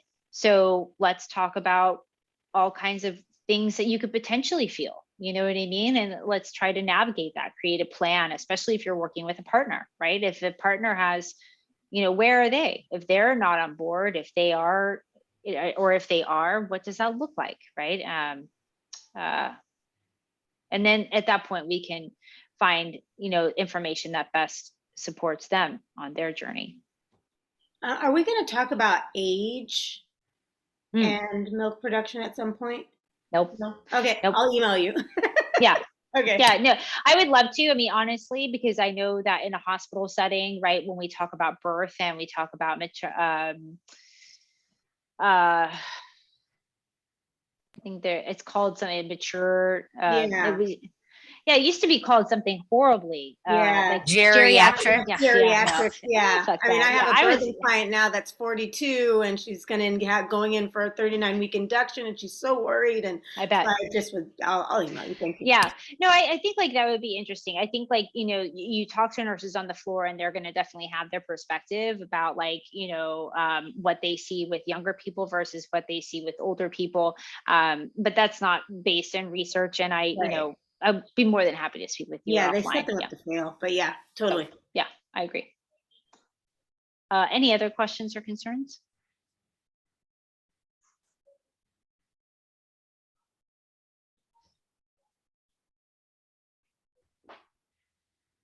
Just a time check that we are at 8:29. Okay. Do you need to end a little bit before to do any kind of housekeeping, or do we just end it from? You can, if you can take it to 9, that's fine. We don't need to end early. Okay. I want you to get all the info in. Okay. So with that said, just kind of to have this conversation for those that are visual learners about like ductal system. I know that I had mentioned that a few times, that milk will travel down the ductal system. What does that look like? So this again is a very general representation of a ductal system, just so that you can, as visual learners, kind of think about how this works. So you have your alveoli, right? And then when a bunch of alveoli are together, it's called a lobule, kind of like a gaggle of geese, right? A lobule of alveoli, a gaggle of geese.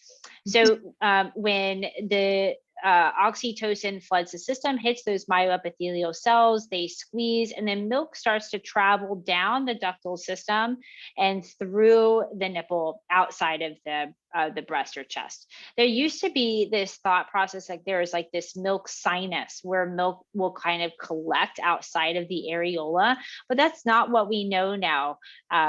We see here that, and I tried to get the link so you all can do your research too. But what we found is that it's not really like this not this symmetrical, pretty picture that we associate, much like with lactation, right? It's dirty. It's dirty and messy and all over the place. And that's the same thing here. It's just very messy conglomerate of glands and stuff. And then they have this super highway path that milk travels out of into the out of the nipple. So just, a vague understanding of what that looks like. I got a cool picture of your cuboidal epithelial cells, and these are secreting milk. Here at the bottom is, your red blood cells and tissue, which I thought was kind of cool. So I saw Cooper's ligament. What is that? Does that have anything to do with milk production? Here? The Cooper's ligaments at the bottom? Cooper's ligaments, the bottom. Way bottom of the breast. Of the previous image. Oh, of this one? The one before. Yeah. Oh, Cooper's ligaments. No, I mean, I think, to be honest, I don't know. I don't have a lot of information about Cooper's ligaments. From my understanding, it's a ligament kind of keeps things in place. But I don't know to like the exact detail of what that role is with lactation. Okay. So we kind of spoke a little bit about, right, milk and what it's made of and how it makes it different, and the impact on community and person and baby, as well as how, the structure of how we actually make milk and how we get it out through a variety of hormones, and how different hormones play in terms of milk production. So then your next question, which I think was kind of brought up a little earlier, is like, well, then what is the role of the infant? Or in a general terms, like, why do babies suck? Now, if you have kids, that's a very loaded question. And I'm just going to have to stick with lactation on today, because that's like a totally different class. But there are really two main reasons why babies suck. The first is an infant need, and that is to poop, right? So we have like peristalsis. If you ever had a person that's gone through any kind of GI or stomach surgery, you see now, especially in the hospital, we promote people chewing gum, right? And early ambulation or early walking around. And the reason being, by chewing gum, that starts peristalsis. So you start to chew something, saliva starts to move, saliva moves down your throat, it goes into your stomach starts to process, and then your intestines start to get things to move along down the line. That's peristalsis, that whole process. And so that's what's happening with infants. They suck, and as they suck, it's just like us chewing gum, right? That our mandibles are moving, saliva starts to be produced, and we start peristalsis. And that helps with poopy moving down, because poop moves out of down the GI tract. But then there is also an infant and maternal need, and that is to increase prolactin receptor sites. So remember how we were talking about the cuboidal epithelial cells being on the inside of those alveoli. If you have, if this is my alveoli here, and I have these cuboidal epithelial cells on the inside of my hand, and I have prolactin, the hormone that these cuboidal epithelial cells need to be stimulated to make milk, right? They need to receive that signal.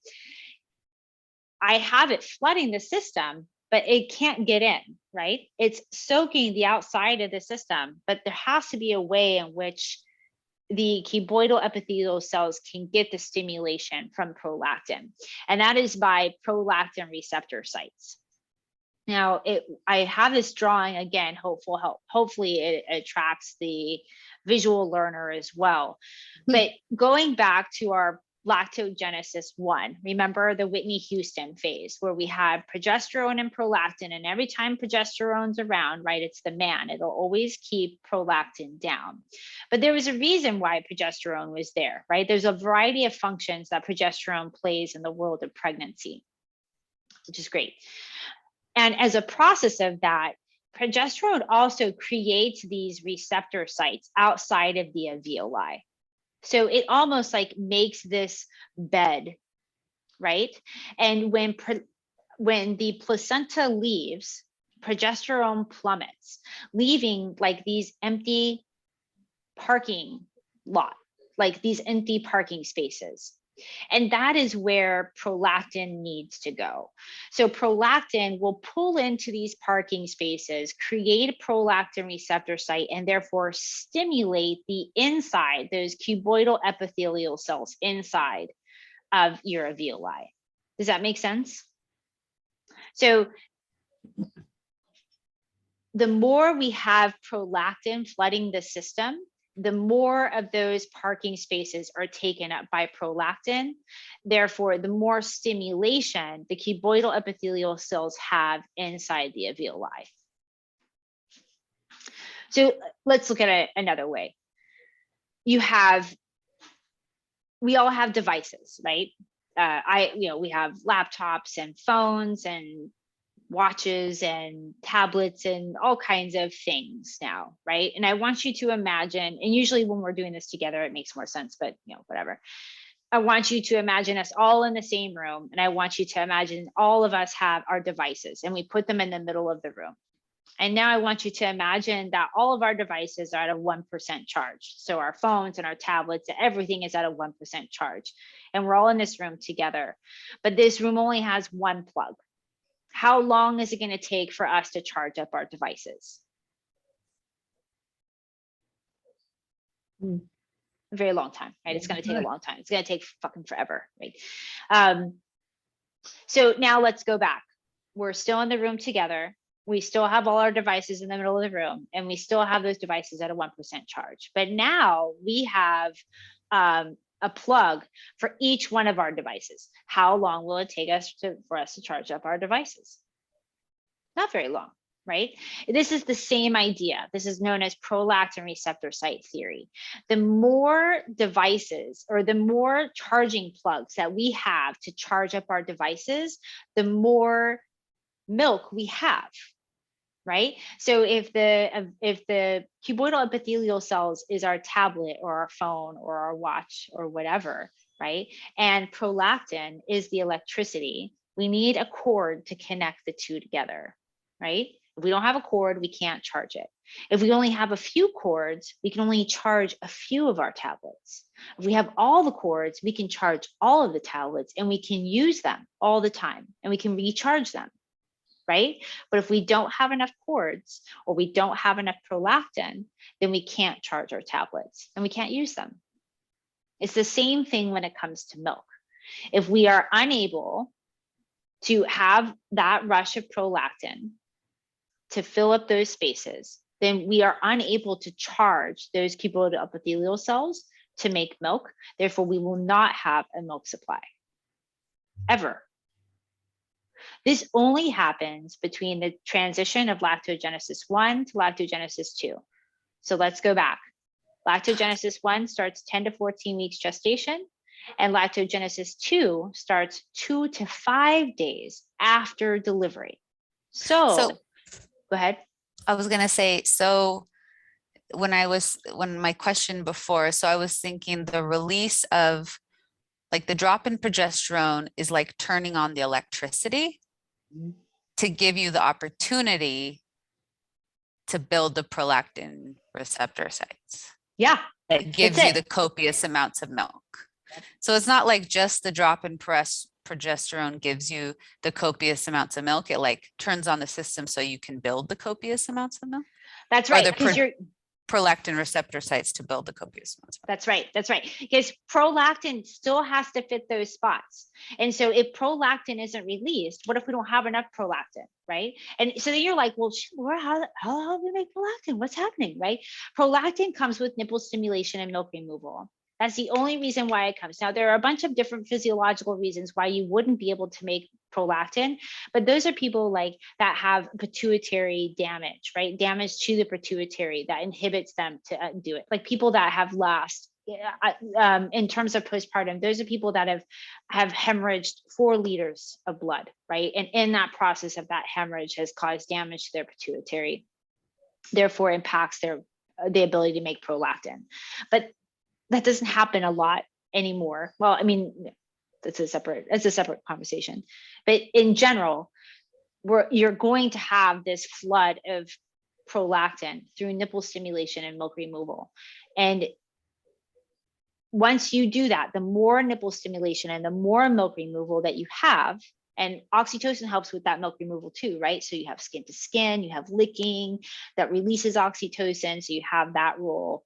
But then you also have the nipple stimulation and milk removal with the more frequent feedings, because you only have a little bit of colostrum. So baby's gonna be on breast a lot more frequently, but not for very long, right? Baby may be on breast only 10 minutes or so, but they're on way more frequently, every hour or so, right? You have those cluster feeding sessions. That is that system, that dyad working, that baby telling this system, dude, I made it, I'm out here on the outside, I need you to do your job and keep me alive, right? And that's why we have this visceral effect when we hear babies cry. We have this instinctual need to go and get them because we are physiologically programmed, because our job as birthing people or lactating people is to keep them alive. So the more we have that nipple stimulation and milk removal, the more signal that we have being sent to the pituitary to release the prolactin, the more prolactin goes into those spots so that we can charge our tablets or devices. And the more that we have access to that energy, the more we can recharge them. So we don't ever stop making milk because we have that constant supply of stimulation. I feel like if anything tonight, like this is the most important thing, because I feel like these things that I've covered thus far give you broad scopes on why someone may have a hard time, right? So if someone comes to me, I get questions like this a lot from doulas. I'll get emails, and I love them, love them. But it always goes, I most of the time start the email with, remember back in our lactation lecture, when we talked about this foundational point, right? If we have a delay in this process, then this will impact lactation permanently, because you have 0 to 2 or 0 to 5 days, right? And you're like, geez, Laura, that's a pretty big span. Like, what the hell? We're all different. Diversity is the spice of life, right? We're all going to do things differently. I can't predict that one person's going to have an increase in milk supply at 3 days or at 4 days or at 2 days, right? But what I can say is, if that dyad was separated, and in between that, or at any point that person wasn't doing nipple stimulation and milk removal, and we've gone 5 days postpartum and they haven't done anything, they will not have a milk supply.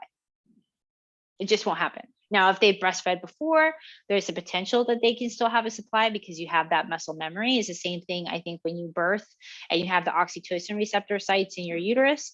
It's the same concept. The more oxytocin receptor sites in the uterus, the faster that uterus shrinks down. The quicker that system remembers, like, oh shit, okay, we've done this before, so now we have to do these things, and now I remember how to do them.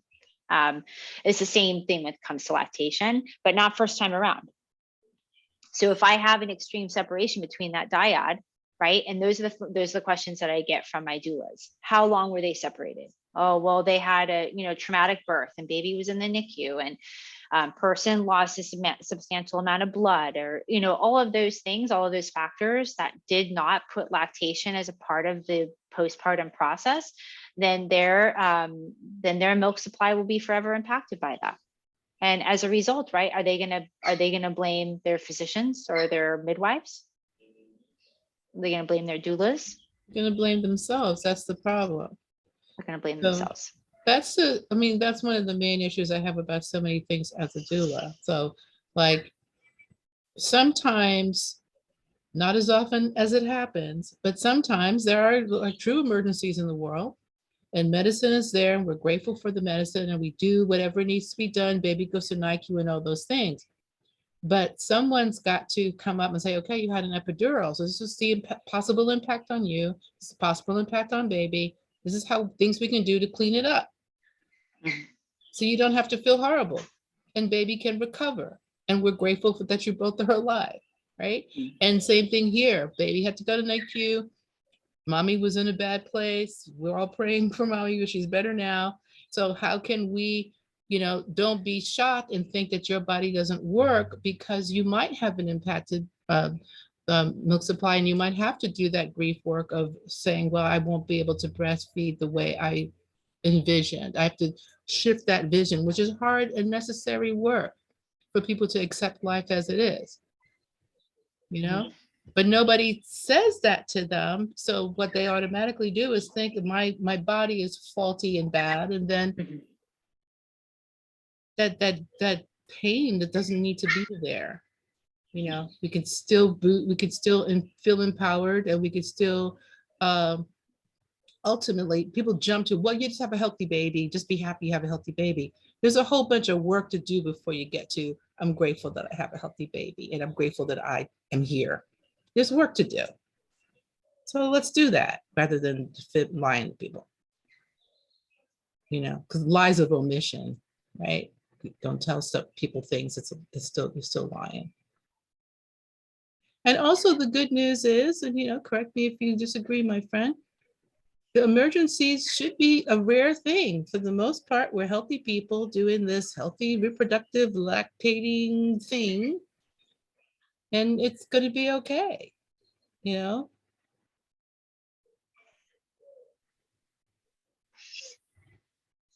I think I think you're absolutely right. And I also just really want to highlight and emphasize you're saying that, we're not having these conversations, because we're not. And the thing is, like, I didn't know this. This is what got me into this work, was like, I was like, why is this so hard? How come everybody's telling me something different? This sucks. This makes no sense. And nobody knows what the right answer is, and nobody knows how this is working. And then you get into the nitty gritty, then you see like these mass inequities, right? Now I have to pay for a lactation consultant. Now I have to go out of pocket, right? And then whose fault is that? Is that the system's fault? Is that the lactation consultant's fault? Like, I don't even know. Like it's all a big, and then you just get more and more into it. And the more and more into it, you end up like me, who's way like probably an extremely unhealthy relationship with lactation at this point. But this was it. This was the foundational reason. Why are we not learning this? Why is this not, if we're learning menstruation, right? If we're learning how our bodies function this way, why are we not learning this as well? I just don't understand. It impacts us so greatly all the way across the board. If we had more communities being able to breastfeed or chest feed, imagine what that would do to healthcare costs. Imagine what that would make in terms of gestational diabetes and childhood obesity, and what we're seeing in terms of even maternal, Jesus, the maternal mortality rate is just fucking awful. And it doesn't just go within those first 5 hours of postpartum. It's not just that, it's huge. Our skyrocketing postpartum depression, our lack of paid family leave, our lack of support when it comes to access to pumps, and then even being able to do them in the workplace to begin with. How do we support small businesses and their lactating people and their employees, right? We're purposefully not doing this.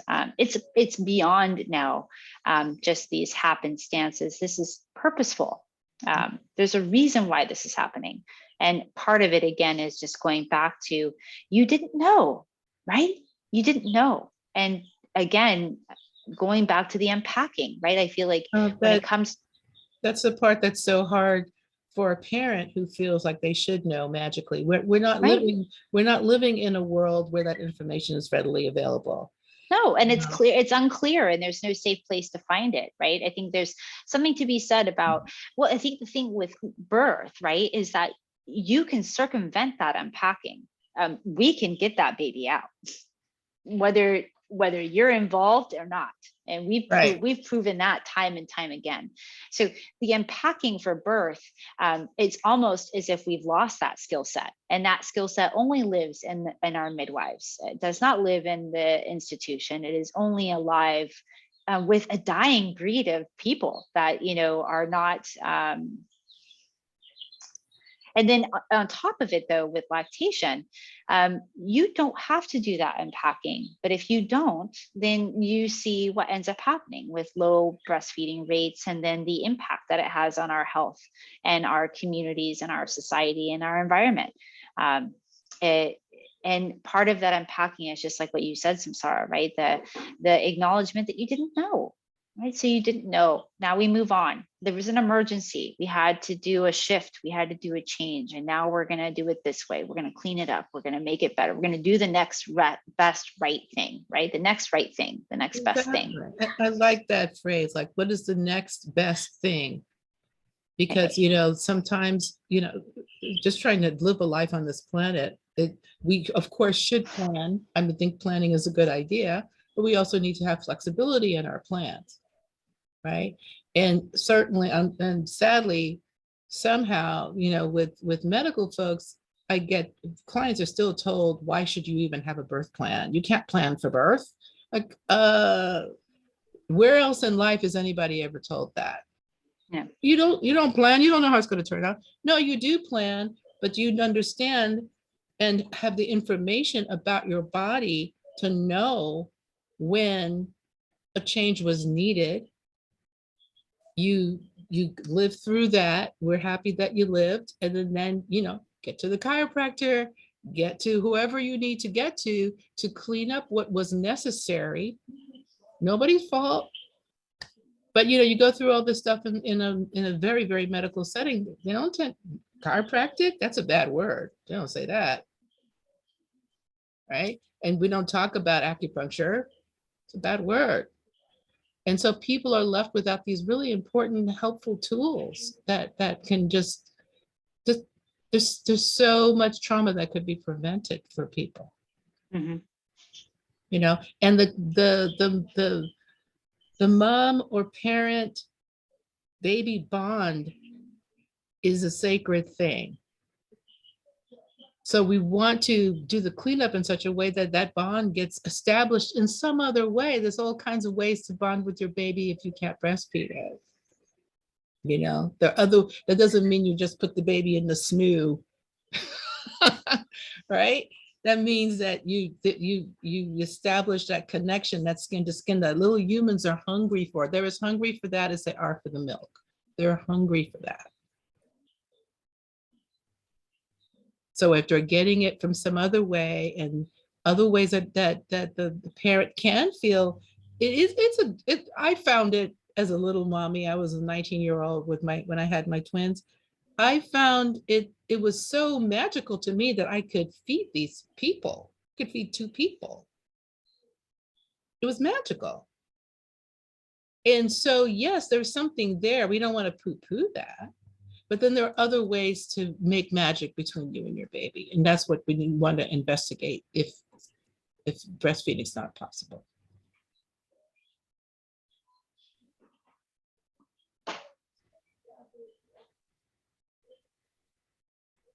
You just have a few minutes left. So I just kind of want to leave this open space to, offer any other kinds of maybe a different way to explain what I've explained, or to address any questions or concerns, or, maybe try to put this into practice. Like, what does this look like? What would I want to see?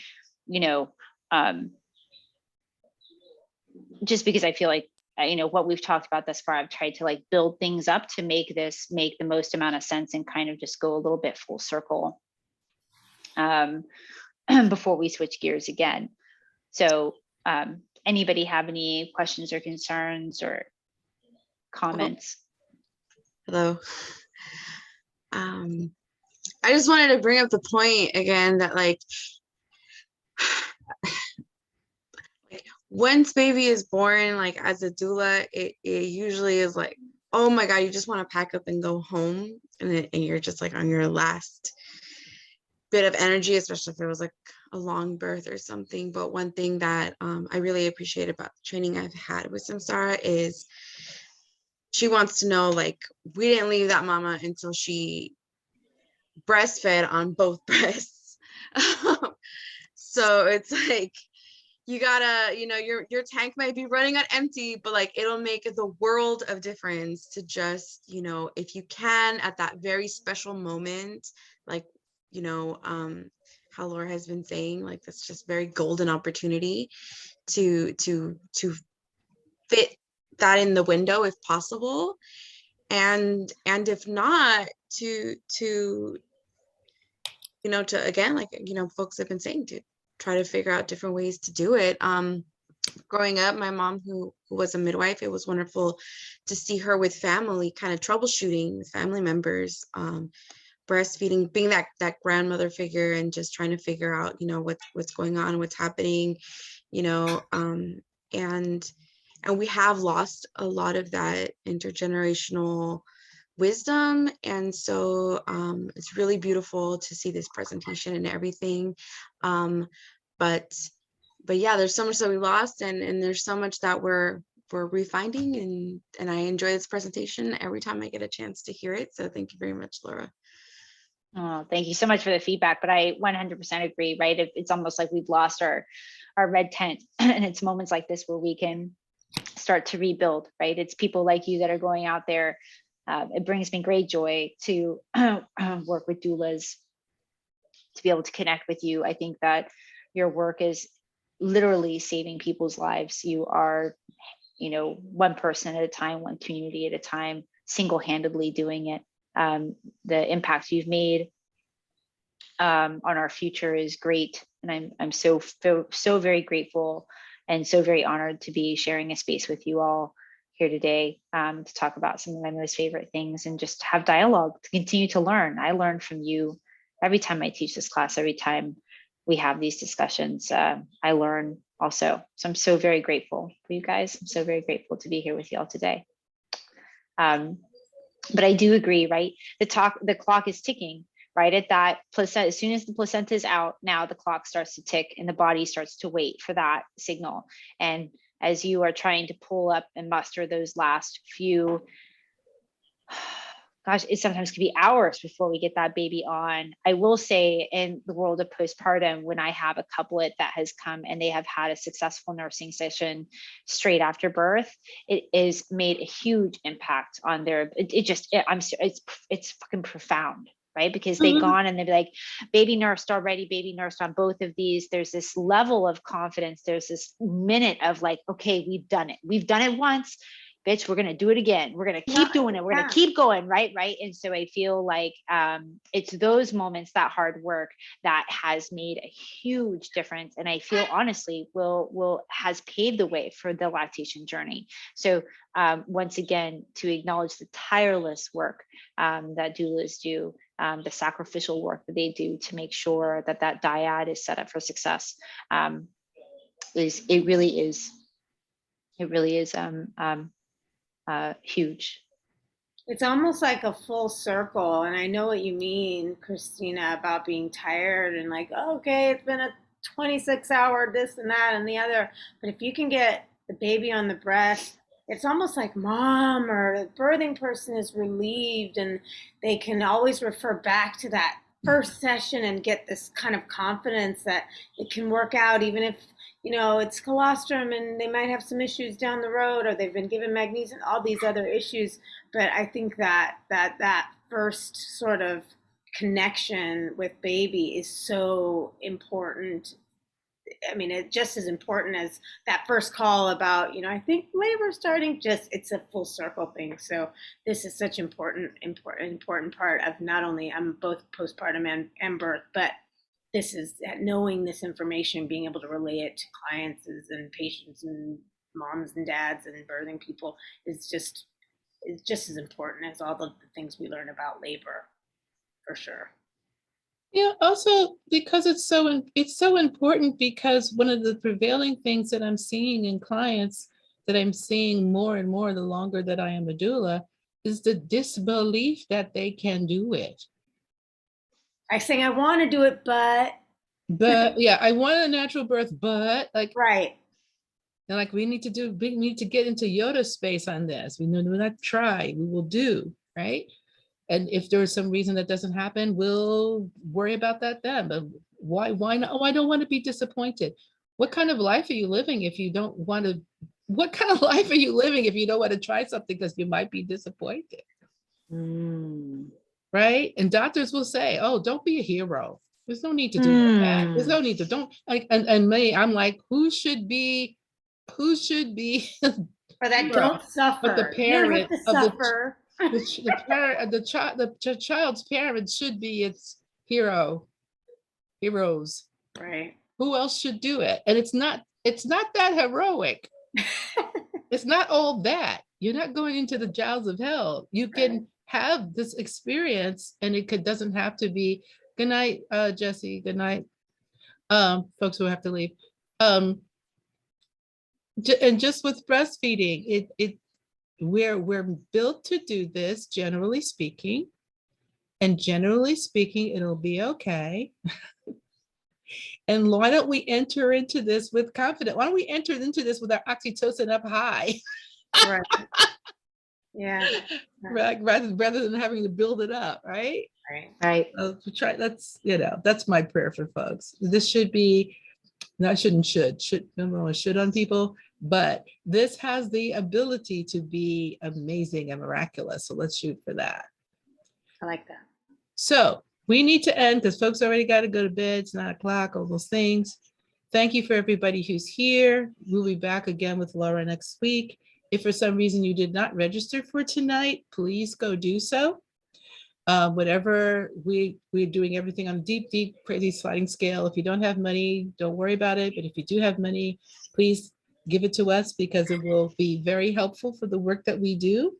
We are a very, very grassroots organization, and every little bit that we get helps us to do things that helps us to serve the communities and helps us train up more beautiful folks to do this work in the wide world of sports. So let's thank the soon-to-be Dr. Cox. I know, right? Isn't that crazy? That's so crazy. I just love it. Can you put your email in the chat? Yeah. I will Awesome. definitely do that. And then